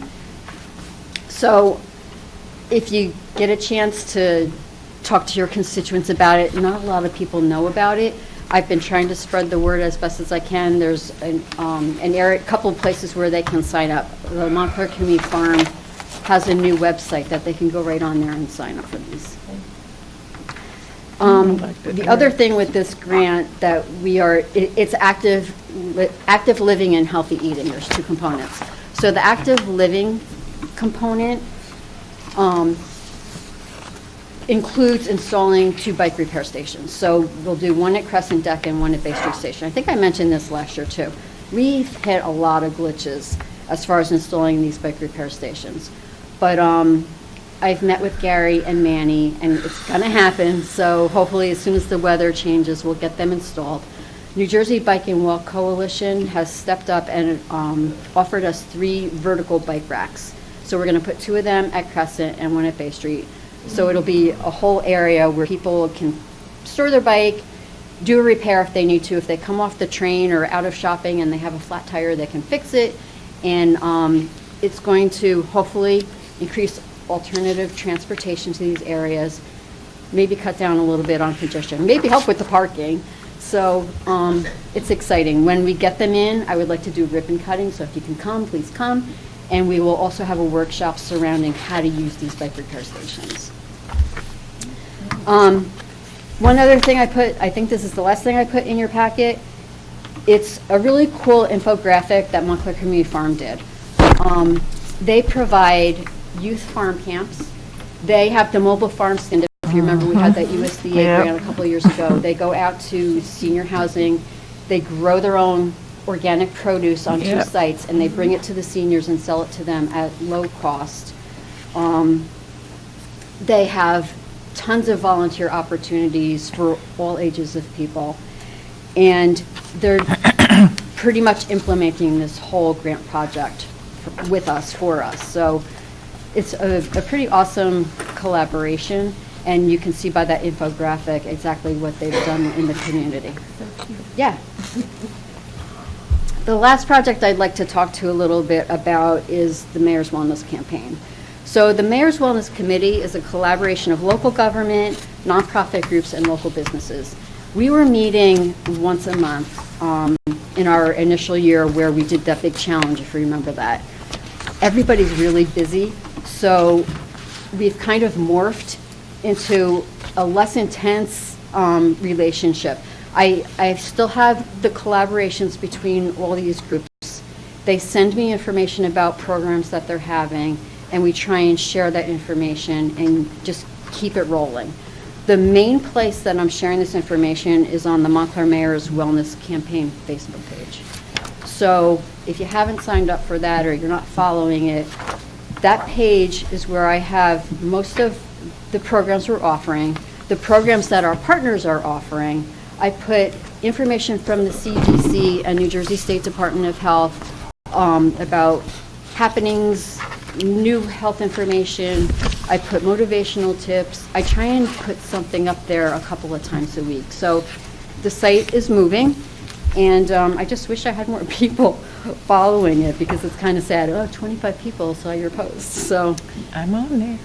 Yes, I saw you joined it. Thank there. you. The Mayor's Wellness Campaign is through the New Jersey Healthcare Quality Initiative, and we've had a couple of meetings with them. They reach out to the mayor all the time. And if you remember, I applied for Healthy Town designation last year and unfortunately didn't get it. But in speaking with people from the group, he encouraged me to apply again. So Montclair's doing great things. I think that our application last year just focused on things that we directly did under Mayor's Wellness. Well, the mayor saw our application this year. It was so comprehensive. There's so much going on in this town for health, through the recreation department, through the health department, through the local businesses. There's so many people in town that have a health aspect to what they're providing, and I try to include as much of it as I could. We've got collaborations, Recreation in the Y, they run every year. Health also includes wellness. So all the things that we did last year for the 250th celebration were included in our application. So keep your fingers crossed. I'm really hoping we get it this year. You should all be proud, whether we get it or not, of the amazing things that Montclair's doing. And that's all I have. Thank you. Question for Sue? Yes, so just the grant for the New Jersey Transit bus, again, when we originally got a bus years ago, it was a bus from the federal government that gave you the whole cost of the bus the first year. The second year, 2/3, the third year, 1/3, the last year, nothing, so we had to absorb, then we didn't continue it. That was one of those descending grants. What is this grant going to be doing? It says half the cost it could pick up? You get it? Under the section and your of last the page, annual. 5310 grant through New Jersey Transit could offset half the cost of the Montclair senior bus. That's terrific, but, So this was one of those applications where you apply and you don't hear for like 2 years. So, it's federal money or state money? Do you know if it's state? It says New Jersey Transit, so I guess it's state money? I think it's state. State money. I mean, Unless maybe it's New Jersey Transit serving as Yeah, a right, a conduit for that. pass-through. I mean, it's great if we could get something like that, It but would that be past grants descended and then you didn't have them, just like the COPS grant, the first 1/3. So I just want to, keep me posted on if there's anything we could do to help. Okay. If it is a state or federal, we've got connections with the state and the federal government now to help you. I can mention something budget-wise. Our revenues were down a little bit. We lost, as you know, our 2 animal control contracts and 1 interlocal health services contract. which brought our revenues down. However, with these extra grant programs, if you see my total revenues were 652, 650, it's higher than it was last year. So we made it up in different areas, but we're still, bringing in quite a bit of money through grant funding.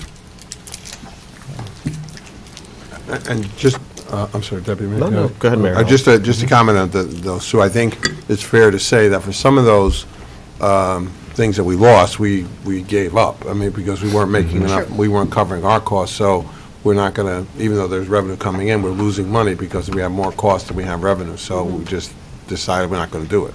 So, I just want to make sure It's hard people for me to give up lost. that revenue, but. Yeah, but if it cost costs us more than it costs revenue, right. It's a matter of. I know it's a cost. In this forum, it's a matter of exposure, meaning, though there might not be necessarily in January through November a terrific cost, if there is what was it when I first arrived, the H1N1? If there's an epidemic, we're now forced and constrained to cover 3 or 4 towns where we're not covering our costs, it could be crushing. So they wouldn't, in essence, they wouldn't meet the numbers that we required, and so therefore we made a business decision. So we still do have interlocal health services agreements with Verona, Cedar Grove, and Nutley. Nutley's mostly administrative. Cedar Grove and Verona, we do pretty much everything for them. And what is your budget this year compared to last year? Any I change? want to say it's pretty steady. Flat budget? And what is that number, by the way? 80? Oh, 80, right?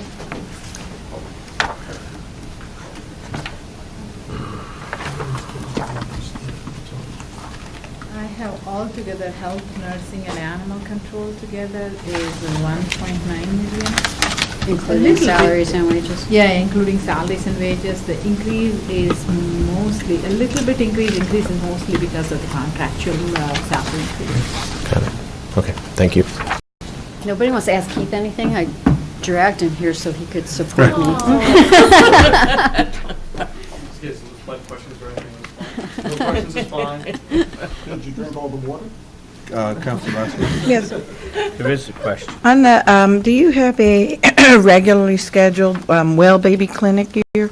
We don't here, no. Okay, so have we done things in the community to assess if there's a need for anything like that, or what, based on what we don't? We had a well baby clinic when I first started working here, and it just dropped off to the point where it wasn't worth keeping it anymore.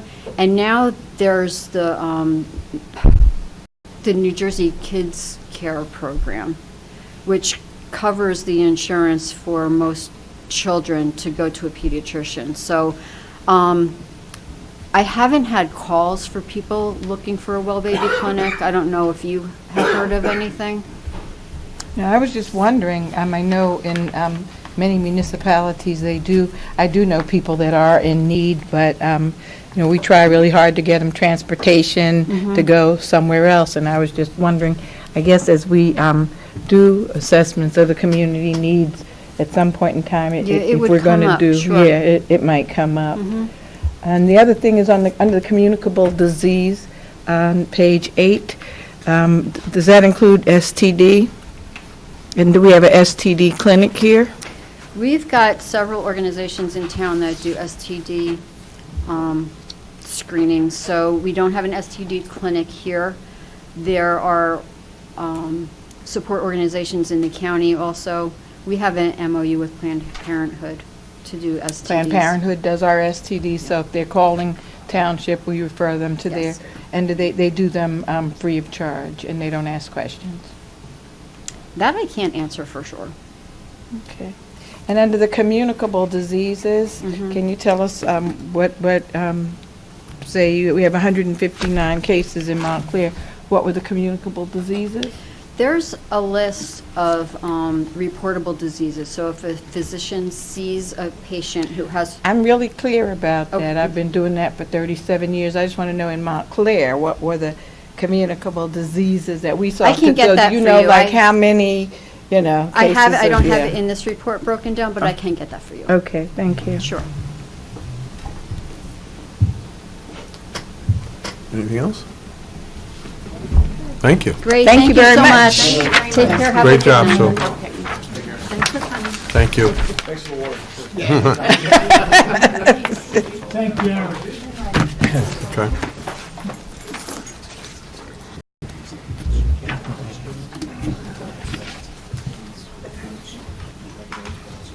You wouldn't want to know what the community is doing every month. Yes. Right.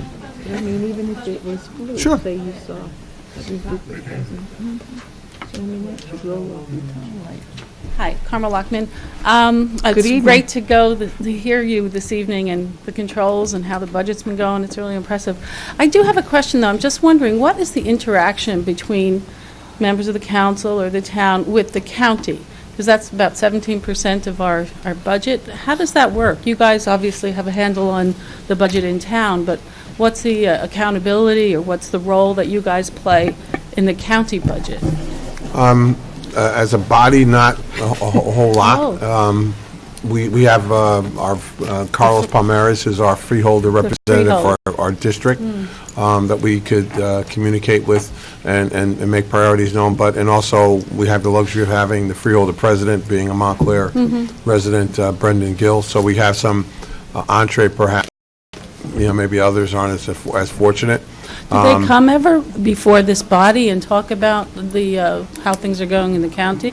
They come here once a year. They come here once a year. They come. It's a public meeting? Yeah. Oh, okay. And they hold it right here. They hold a meeting. Oh, okay, the freeholder, okay. Yeah. Right. Tonight, the representative for the county left a little earlier, Frank Delgaudio, right? Right. Okay. There's Yeah. We've always had, Every regular meeting. you may remember, Oh, okay. Joyce Goldman used to be here. Joyce Goldman Yeah, I used to sit here remember for Joyce, years. right. She just retired, but we have another gentleman who comes, he hears what we're saying. So basically, you tell him what We could perhaps tell him that's issues a might problem. He be? or- usually would ask us, is there any issue? But we're in contact with them on a constant basis. But we don't formally, deal with their budget.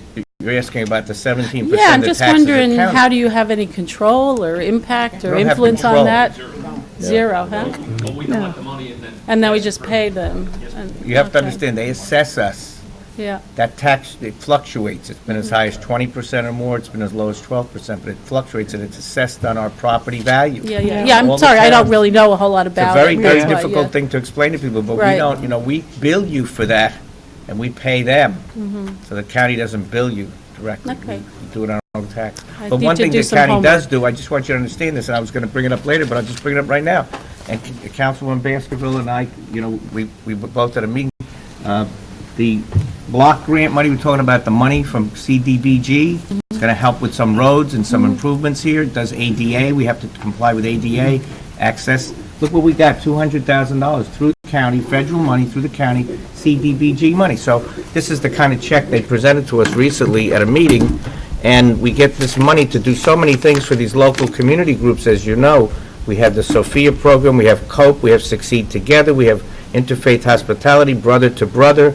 All these different services, they get money through CDBG, and we get a portion of that to help with our road improvements and ADA compliance. So it's just something I wanted you to know. You happen to bring up what the county, we work with the county, and we get these things from the county through federal grants.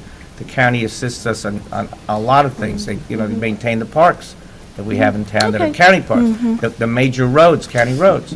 My only problem is I always complain about the snow removal, because when they go through with three bulldozers, or they go through and do the snow plowing, the county plowing is a contract which comes right through, and you may close off the side roads when you get all that snow. When we have a large storm, you have a lot of snow, and they remove it greatly on the county roads, but then it cuts off our roads. We have a coordination issue. That's the only question I always have with the county. Yeah, and just to elaborate, we are constantly looking for opportunities for shared services with them, and they're always welcome to that.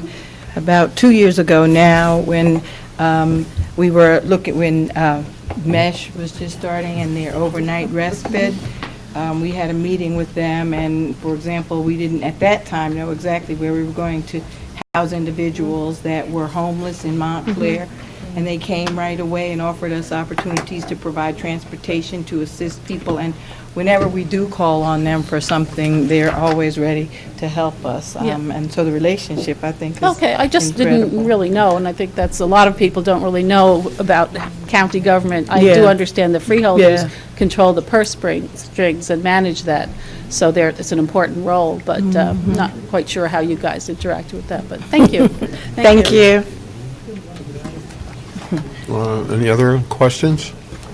Madam Clerk, on the pending ordinances? Huh? That's good, get it together. Can't imagine what you have. Back door.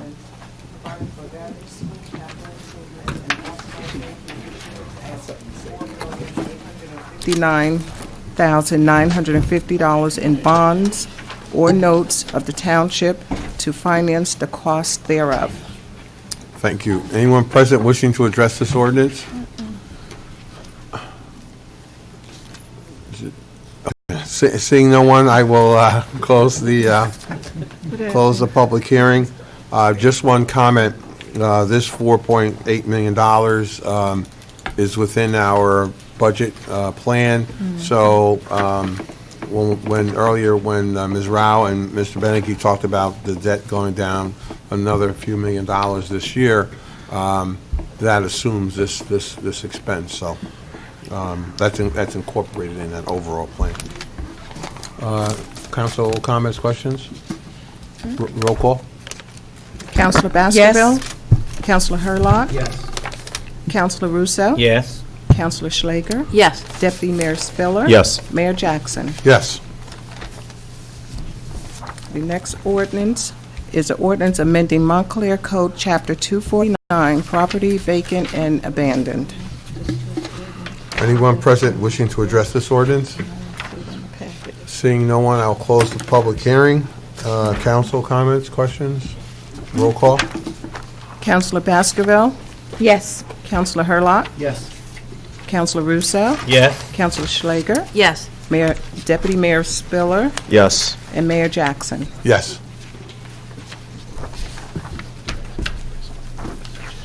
Final pending ordinance is an ordinance to amend the Montclair Code Section 327, Vehicles and Traffic, to include a multi-way stop intersection at North Mountain Avenue and Van Vleck Street. Is there anyone present wishing to address this ordinance? I will close the public hearing. I do have one question on this. Is this eligible, Mr. Krasik, for the not waiting the 20 days? If we view it as being an emergency situation? Well, yes, I've told the council, the term emergency doesn't mean like an emergency, like something's going to fall down tomorrow. So a situation like this, which involves the public safety, I believe would be eligible for the, to be considered an emergency for purposes of waiving the 20 days. Great. And You need a a resolution, could you, I don't know, I would like to, Agreed.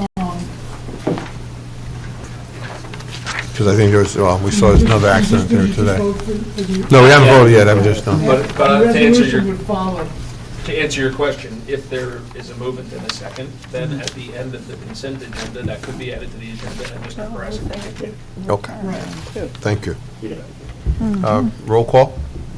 Councilor Baskerville? Yes. Councilor Hurlock? Yes. Councilor Russo? Yes. Councilor Schlager? Yes. Deputy Mayor Spiller? Yes. Mayor Jackson? Yes. We have some new business ordinances. One is to extend the parking here, the corner parking restriction on the northbound lane of Upper Mountain Avenue to a point 125 feet south of the intersection with Bellevue Avenue. I so move. Second? Discussion? Roll call? Councilor Baskerville? Yes. Councilor Hurlock? Yes. Councilor Russo? Yes. Councilor Schlager? Yes. Deputy Mayor Spiller? Yes. Mayor Jackson? Yes. They're beating up the same person. E is an ordinance amending Montclair Code, Section 337, vendors mobile. I so move. Second? Discussion? Roll call? Counselor Baskerville? Yes. Counselor Hurlock? Yes. Counselor Russo? Yes. Counselor Schlager? Yes. Deputy Mayor Spiller? Yes. Mayor Jackson? Yes. We have a consent agenda for items 1 through 9. Does anyone have any reason to remove any of these from the consent agenda? We did 10, right? Okay, I will move the consent agenda. Second? Roll call? Counselor Baskerville? Yes. Counselor Hurlock? Yes. Counselor Russo? Yes. Counselor Schlager? Yes. Deputy Mayor Spiller? Yes. Mayor Jackson? Yes. Should I ask? Yes. Okay, I have a question. There's an item number 12 here that was added. Oh. No, this is number 12, the let's see, it's for On the blue paper. Equal Employment Opportunity Commission? So that's not an item. Where That's is that? part of, that's further to item number 6 on your consent agenda. It's the group affidavit that would be signed by this governing body as required by the law Okay, after passage of item number 6. Okay. That's why that's being circulated. very good. So now it's okay to, now that we passed number 6, we can ma'am. sign this. Okay, very good, thank you. Okay. And we're up to the bill list? Yes. Okay, okay. Not yet. No, Not yet. no. Okay. Whereas invoices against the Township of Montclair in favor of the following persons for the amount set opposite their respective names have been received, duly audited, and found correct.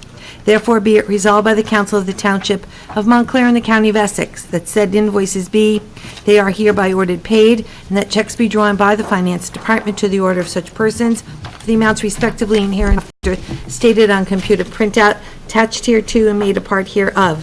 This bill list is dated February 19th, 2019, for the amount of $15,088,635.09, and I so move. Second. Discussion? Roll call? Counselor Baskerville? Yes. Counselor Hurlock? Yes.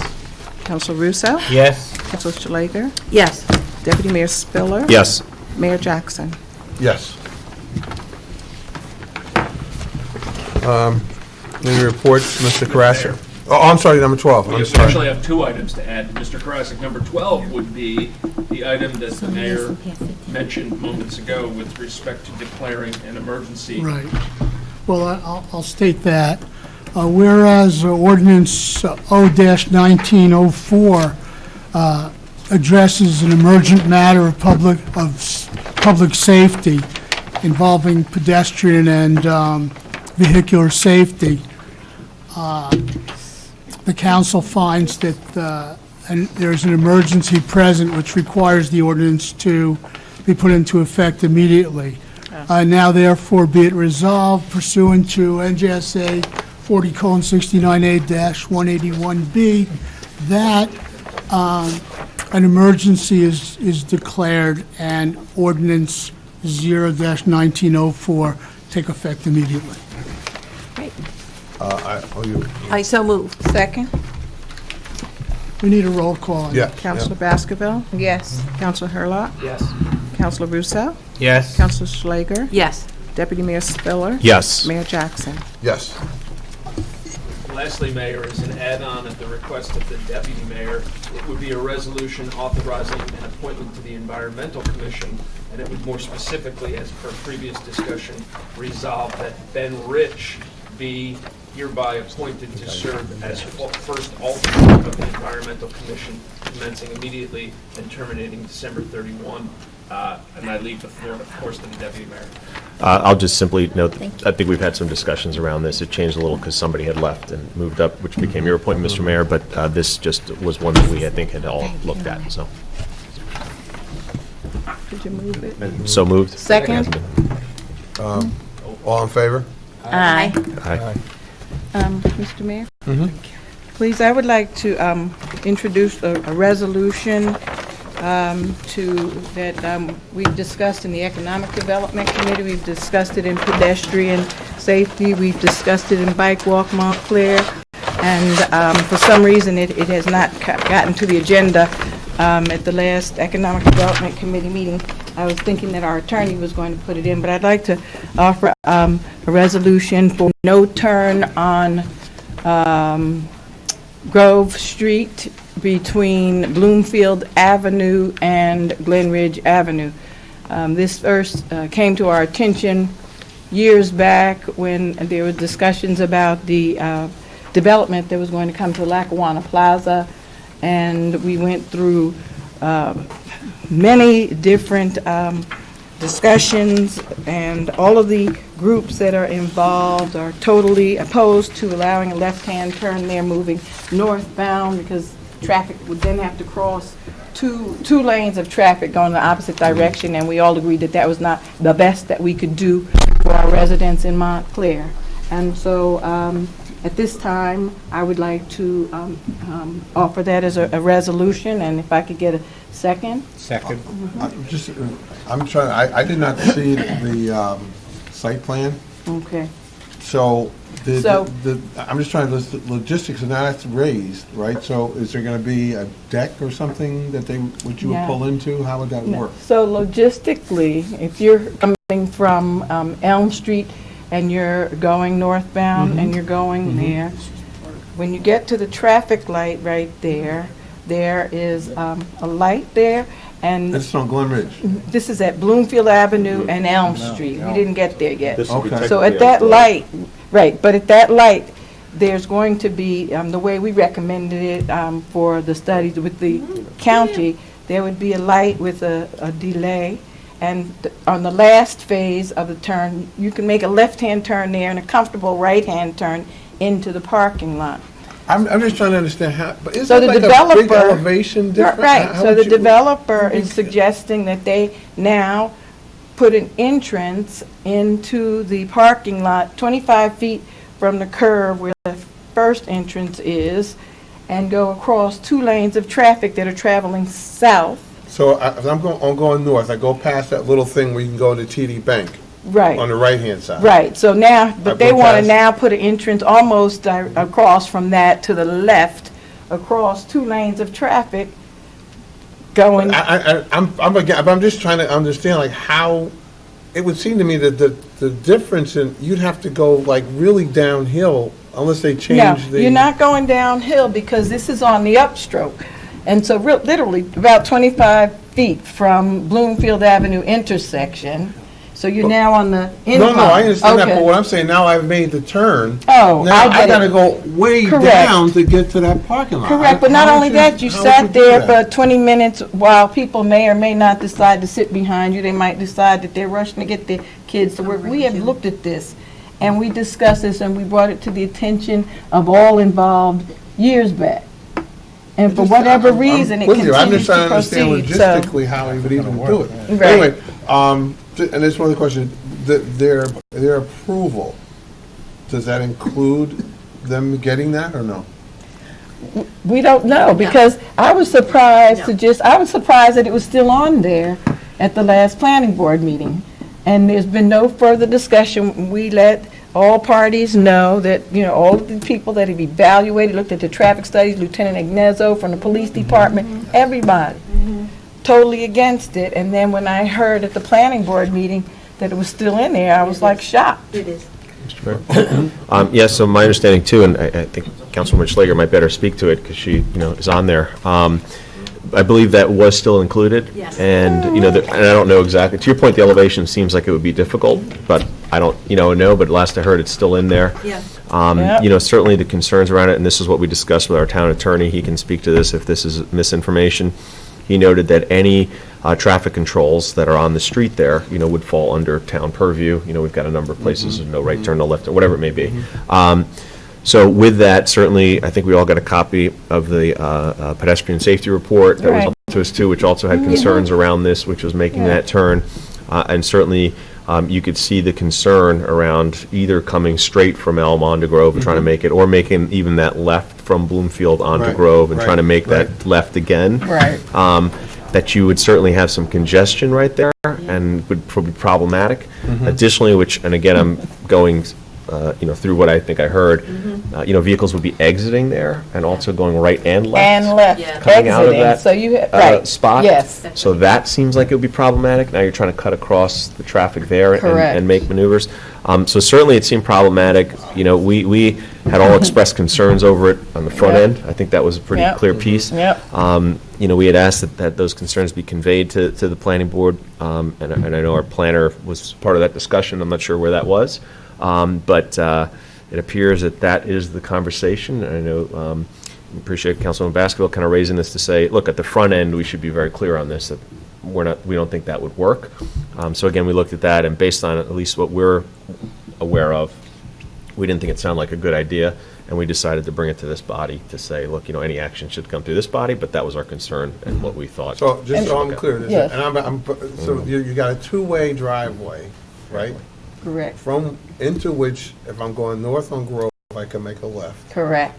And now I've been in the thing. I'm Yes, like, you can I make a come left coming and out. I can make a left coming out. Correct. Or a right. Oh, yes. Wow. Right. That's correct. And so, Councilwoman, right? and the exactly reason, right. Mayor, that we feel like that, time is of essence is because as the developers are moving forward with their plans and saying, oh, well, county said it was fine, we're going to do this. Pretty much, I didn't like the whole way it was, because if we're telling them as the municipality, we're opposed and we've gone through all these things, oh, well, it doesn't matter, we went to the county said yes. And we explained, well, generally, because of the relationship that we've had over the decades, we will make a recommendation, discuss it with the county, and then, see where we end up. And so we'd like to get this done as soon as possible so that we can begin the rest of the process. It really just, it seems like the least safe thing that we could do for the residents. Yeah. So, was that, did you move? The resolution, there was a second. Ordinance? It would be an ordinance. Okay. It's not a resolution. And- Okay. But I guess my only question is, are we going to, you have to kind of prescribe like where that is? So that's part of my problem. and- Normally, we would get meets and bounds almost, right? Yeah, I mean, I was at the meeting, and I know the area. I fully concur with the danger. My concern was, first, it has to be written correctly, which was only a few days ago. And we do need some distances. Plus, I haven't seen the site plan, so I'm not sure what the distance is that they're at. I'm also, there was some concern, at least, that this is part of to get in and out of this facility, you have Bloomfield, Lackawanna, Glen Ridge, and Grove, and the circulation around there, I don't know how much, I don't know what was figured out and what wasn't. In other words, if you can't make a left in there, which I appreciate because it's dangerous, how do you get in? And then. Well, I mean, let's look at it this way. Pathmark in the heyday was bigger, busier, whatever, and it didn't have that. But So you won't be able to make a left in from Bloomfield Avenue like you could. Okay, and so we discussed all of that, Mayor, and I think you're speaking, if you're traveling eastward on Bloomfield Avenue, you won't be able to make that left there. No, all I'm Yeah. saying is that, my opinion, We from what have I'm that. hearing, Pathmark in the day was busier than what this is proposed to be. Correct. And we didn't have all that. Correct. And it worked, so Correct. why do we need it? That's all. Yeah, I'm not questioning. So then can I the introduce committee. a I think the committee resolution was to get this absolutely- done before the next meeting so that we can introduce the ordinance Yeah, at that can you- time? Can you have an ordinance by our next meeting? Yeah, I Yes. know exactly what you want, and we can get, I just want to make sure that Well, I it's thought we were going to it's have done something correctly. today, so can we just have a resolution to get Janice that should done by have the all next of those meeting? measurements, she's got. Right, Janice they're has all of that. there. It's all there, in Yep. the plans, and she's got it all. And Yep. Mr. Mayor, to your point, my understanding, and again, I defer to my colleague who sits on the planning board, it would even be more access than exists now, because that entrance would still exist. The only ask is that, look, you'd only make it a right turn entrance from people on Grove. Right. And a right turn exit from Right. people coming out, which Right. Yeah. still alleviates More than- significantly more Correct. than there is now. Correct. It just is acknowledging the safety and other issues that come from trying to make that double lane You're right. move. So that still exists, to your point. Yep. Yeah, it was discussed very early on, very early on. Yes. So you're, Let me ask you a question another way. If, to simplify, could we say we don't want left turns from in that strip, period? Yes. Left Like turns between regardless- Bloomfield and Glen Ridge. Yes, along absolutely. Grove. We'll Yeah, just just wrap it up going in north one. That'll be great. Because otherwise, if, let's say you put it, Right. so Right, it meets then and we'll do bounds, each they way. could change it Right. and say, Absolutely, this doesn't great apply. point. Yes, We could say it that way. yes. Yeah. No left-hand turns. What Yeah. about coming out of that lot? You want to hold off on doing anything with that? Let's just say you can make a left and a right coming. No, I think. No, we're having no left-hand turns just right. between Bloomfield. When you're coming out, you have to go right, Okay, so and when you're going in. including coming out from the parking lot. Correct. You won't be able, you shouldn't be able to make a left either. Correct, Okay, correct. so we're not basically banning that left turn plus the left turn in going north on Grove. Correct. Okay. You know, Right. it's only, they're talking about, it can't be very far from Bloomfield Avenue. Right. Because of the slope that Mayor. I didn't know It's how not. you would do it. So it would have to be like 20 or 30 feet away from Yes. Bloomfield, which means that it already would be super problematic. Queuing cars. Yeah. Okay. well, Okay, so as long as we all know that that needs some type of Council, I'm priority. sorry I didn't have it tonight, I just. No, no think we worries, need as to long get it as we're right. back on track with that. I'm just a little bit concerned about how it never got to the planning board. Now, that has to, does that have to be referred to the planning board? No. No, that's our I just want to make call. sure. Right, yes, no, absolutely. Thank you, Mayor. Yep. Yep. Okay. Great. I Thank you, Renee. believe the EDC would like to, am I correct in saying that, or? Do you want to hear comments and all that? Yeah, did anybody have reports? Mr. Stafford, General or council report, members too, I'm sorry. Yes. Yeah, the only thing, I don't want to, I hope people are still watching the mayor. They're not. I want to say. That's why I did that community development block grant thing when I had a chance. But, you know, the mayor, I don't know if you all know, the mayor was on New Jersey Now, I think it's called that, Mayor, on Channel 9 the other day. It was a fantastic interview with the mayor of Summit, the mayor of Patterson, Mayor Andre Saying, it was a big city of Patterson, and I think the mayor of a small town, where was it, Mayor? A small town, Shrewsbury, in Monmouth County, very small town, Shrewsbury in Monmouth County, but Summit, which is more comparable to us. And the mayor made a great presentation explaining what we've done to reduce the debt, and we've done to save money, and how we're dealing with the school finance issues. All the different issues came up in this discussion. You got to see it. It was Channel 9 Sunday. It's about noon every Sunday we watch this. It's called New Jersey Now. Diane Doctor is, now it's being broadcast from Montclair, I believe, Mayor. So that's the thing. It's from the Montclair Film Festival location. So it's being broadcast to Montclair. Freeholder Brendan Gill was on a couple of weeks ago. So I'm happy to see that they're using our own town to have a discussion of issues like this. And the mayor explained the tax issues and all these issues, the questions people always ask. I think you're to be commended. It was very clear and very, very positive about Montclair and dealing with some hard issues, and I think you did a great job of explaining and representing our town on a major TV station. You know, it wasn't just New Jersey News or News 12. It's Channel 9 every Sunday called, it's called New Jersey Now, and I think they'll probably repeat it, but I urge everybody to look it up online if you can, see Mayor Jackson present that. Thank you, Mayor.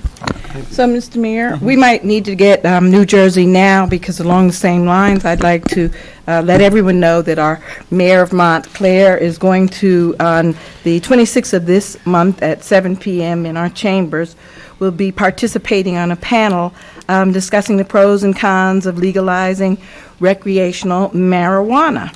And among the outstanding participants are Mayor Jackson, Senator Nia Gill, Senator Ron Rice, Assemblyman Tom Giblin, our freeholder Brendan Gill, our prosecutor, Mr. Joe Angelo, and Dr. Cynthia Page, who is a family medicine doctor and also the president of New Jersey Medical Association. And they will be taking a look at the economic impact, educational impact, physical, mental, spiritual impact, safety impacts, and criminal justice impact and judicial system impact. So we're really excited, and as a special aside that not everybody knows, but our Lieutenant Governor, Sheila Oliver, will also be participating on that panel, and so we're really excited with our Lieutenant Governor and our Mayor Jackson together on a panel. I know great things are going to happen. It's going to be full of information, and we want to encourage everybody to come out, participate. There will be an opportunity for questions, but I'd like to recommend that if you have questions and you want to make sure that they are on the agenda with the 2-hour time limit we have, if you would please email them to me or make sure that I get them prior to the meeting, just in case we're running short on time. I want to make sure to include them. My email address is rbaskerville@montclairnjusa.org. Again, that's next Tuesday in these chambers starting at 7 p.m. And we're just really excited. And thank you so much, Mayor Jackson, for always being on the forefront of some challenging issues that require a lot of thought, and we appreciate you. Thank you, and I also want to commend you, Councilor Basco, because you pull all this together, being very modest about it, but you pulled the whole program together, and I appreciate the fact. I think it's a great discussion to have in our community, particularly since we have the medical one here. I think it's a good place to have it, and kudos to you for pulling it all together. Thank you. Thank you. Thank you, Mr. Mayor. Two things real quick. Many of us were at the Montclair Art Museum on February 8th for a very nice outing. Montclair Art Museum is one of the many jewels in the crown of Montclair and the arts, and it was a nice event. And also, Councilor McMahon unfortunately couldn't be here with us this evening, but he asked that I make sure that I let everybody know about the March 1st benefit for the Montclair Ambulance Unit. It's their St. Patrick's Day benefit, and they're honoring Reverend Melissa Hall, who's done so much work for Montclair, of the Episcopal Church of St. James, right there in the corner of Valley and Bellevue in Upper Montclair. It'll be a great event. It's for a great cause, and we look forward to seeing many of you there. Well, what time is that? I'm sorry, it's March 1st, 7 to 11. Yep. I think I have it here. At the Commonwealth Club. Thank you, Councilor Slager. Thank you, Mr. Mayor. Anyone else?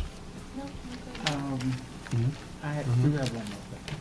And I'm working from memory of a correspondence I saw earlier today, but Mayor, correct me with the dates and the times, but I believe you are also going to be honored by the Essex County Prosecutor on the 22nd, Friday the 22nd at noon. Of February? Yeah, I believe so, and that's an honor for the Mayor's Community Service and Actually, it's the 21st. It's the 21st. Thursday. Okay. I knew he would be modest and never say anything. So. Where's that going to be? At Hall of Records. Oh, at 5. At 5. Okay. That's Sheila Oliver, as a matter of fact. Okay. Yeah. Okay. Great, so we Thank can you, get there and still You're get back very here in welcome. time for the 7:30 meeting. And congratulations, Mayor, very you. well deserved. What's the 7:30? What's the 7:30? You have it? Oh, I have the, on Thursday, we have the Civil Rights Commission. Oh, okay. I'm sorry. Something else. Look, I'm like, what day, where? Okay. Mr. Mayor? Yes, sir. Yeah, I just want to thank Delta Sigma Theta sorority on February 21st at 7 o'clock at Bloomfield College. They've invited myself and freeholder TJ Best from Passaic County to speak to involvement in politics at the local level and engagement there. So I received that invitation recently and just wanted to thank them publicly for the invitation. I look forward to that conversation. Certainly an important one, as we always try to get people engaged at all levels. To the point, Mayor, of your panel discussion that you're about to have on marijuana, I think it's certainly timely with everything that we see going on in the state.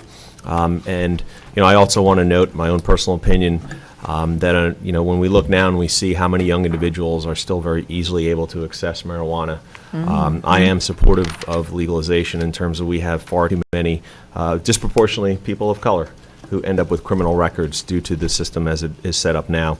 So if we can handle that in terms of social justice, handle that in terms of criminal justice reform, if we can make sure it's regulated properly and done so in a safer manner than the streets as it exists now, And certainly, as my council colleague noted, in terms of the revenue for towns, to make sure it's done in a way that provides the resource for us to police and provide services as needed for anyone who might need it. I think it's a step in the right direction from what we have now. So certainly we all know there's no perfect system. There's no perfect way to address these things. I think it's an important discussion. I've heard and see all sides of this issue.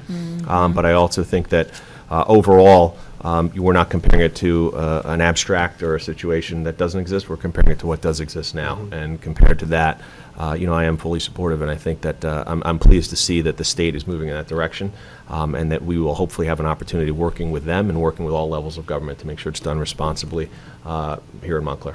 So, just a question, Deputy Mayor, are you proposing decriminalization or legalization? Have you thought about that one? Yeah, interesting, because you often hear the governor, noting that nuance there. Certainly, I think that is part of the discussions that you'll be engaging in that panel discussion. I certainly see the arguments that the governor makes, in terms of not wanting people kind of, under the radar a little bit, skirting around with these, in this quasi-legal experience. So, I think overall, I'm pretty supportive of his position on it, but I think certainly warrants more discussion. Yeah, but, I don't know. I'm totally undecided. Yeah.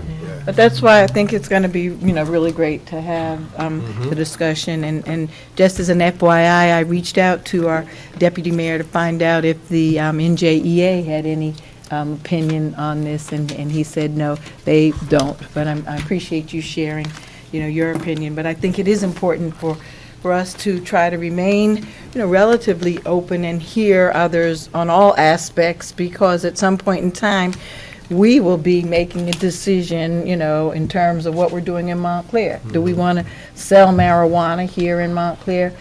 I heard Councilman Russo say earlier something about grandfathered in. I'm not sure I was understanding what the grandfather piece was about. Let me just elaborate on that, because I've Okay. been going to things on this for months now. When Chief Conforti and I were talking, we spent an hour or two, I think, a few months ago, Mayor, when they wanted you to come, and I went to a panel that Mayor Mapp had at Plainfield. It was almost 6 months ago. And they wanted our police chief, because we're the town that has the model, for this being very, very positive in terms of medical marijuana. So we went there, we both said, it's worked well here as far as no problems, no police problems, no big issues. What I was told that there's this new bill, and that's why I was trying to get information on the new bill, because the governor and Senate President Sweeney apparently now have agreed on what should be in it, but I don't count Speaker. anything till it happens. And Speaker. But here's the thing, what I was told at a panel at that same event where Peg Seipe and I were at was a big planning development thing. One of the panels was on marijuana, and they said specifically, and I have to get this clarified again, that if you already have a medical marijuana in your town, which we've had for 6 or 7 years, Right. that person who runs it, or the people who own it, are going to have a grandfathered right to continue and get, maybe it means the first choice to have it extended to legalized adult use. That's what they call it now, adult use. So I'm not sure, you're going to have to check this out, Ira, because I was told at the panel that there's a grandfather clause. That's the word they used, that person who runs it in each of the 6 towns that have it would have either first right, to have an extension of it to legal, or maybe they are guaranteed that they can expand to it, which I wouldn't think would be right. Wouldn't we have to vote on whether we wanted to have? I think so, but The way I understand it, we would have to vote on whether we wanted that in our municipality. And if we said no, then there's nothing grandfathered. But if they do get allowed, they would be the ones who would operate it. Now, we haven't had any problems with the one that's here now. That's what the chief was reiterating at that panel, but I'm glad to see we're going to have a big discussion of this next Tuesday, and it'll come out. But let's check that out, because the word grandfather was used, being that those 6 that have existed, there's 6 of them existed, there's 6 more being added, just medical. I'm really strongly supportive of medical. That's one of the things I've always said. But if that's a provision of the new law, plus the tax, this is the thing. We don't want to see it just as a revenue raiser, but as you know, Mayor, this issue is going to cause our police to have more work to do. So one of the legislators actually said to me from Monmouth County, he said, why are you asking? Because I did it at one of those conferences. I said, we need to have 5% of the tax come to the town, not 2. And this assembly person said to me, what's the additional work the police have? They've already got what they deal with alcohol, they deal with so many bars in your town. I said, no, it's definitely a new additional work, like Brian had said, with this whole issue. So it's definitely something's gonna cost us, or the need for more staff, right? So that's why the issue of enough tax revenue for the municipalities, that's what's held it up in some quarters for negotiating, that there's gotta be enough that we get if we allow it. We have to allow it, you're right, Renee.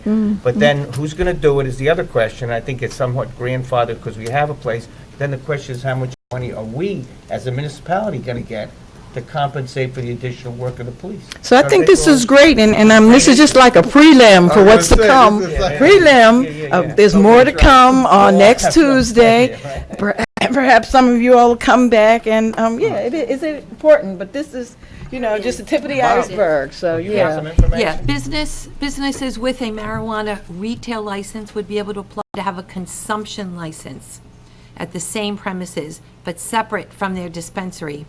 Retailers would have to get local approval for the consumption space in addition to getting permission from the state. So that's sitting around talking. Means they can get high inside. Yeah, just come on in and have a seat. Oh, I see. Like a hookah lounge. With Similar to a marijuana, cigar lounge. retailers would be able to get And permission. Mr. Mayor, I think you highlighted an important piece that, I also hope comes up. doesn't, sorry. And remind those at home, that legalization versus decriminalization. I know we're focusing on some of the other components, but that's a huge piece. And again, I fall in the camp of the governor, legalization, but, you talk about decriminalization, you're still in this murky area that doesn't solve some of those other social justice pieces. That's So right. if we're, in my view, if we're going to do it, let's do it and I think that's where Rice, well, I don't want to keep. Yeah, I'm all for Bob, I have a decriminalization, but question. yeah. Because right now, I don't believe you can earmark that 5% in tax to the police department. Am I right with that? Say that again. Because it's not a Say that utility, again. it's not an authority. Well, right now you can't, but if the statute says you can, then you can. It depends on what, everything depends on what this law is going to say. Okay, so that would have to be part and Part parcel of the to law. earmark that 5% you're talking about to the police department. Otherwise, it goes in general fund. You're right. But the good Could end question, up we in- can allocate it to our police if we want, Well, we could do that. Yeah, depending on priority on any given year. But that's what I don't think this is all finalized yet. The only thing we heard the other day is that the Speaker of the Assembly, the Senate President, and the Governor have now come to an agreement. So they're gonna get this done very soon. What's going on in their hometown? All right, so. All right, To we're be going to move into continued. closed session for a moment. Second. And I move that we go into closed session for the reason of personnel, I think. Second. All in favor? Aye.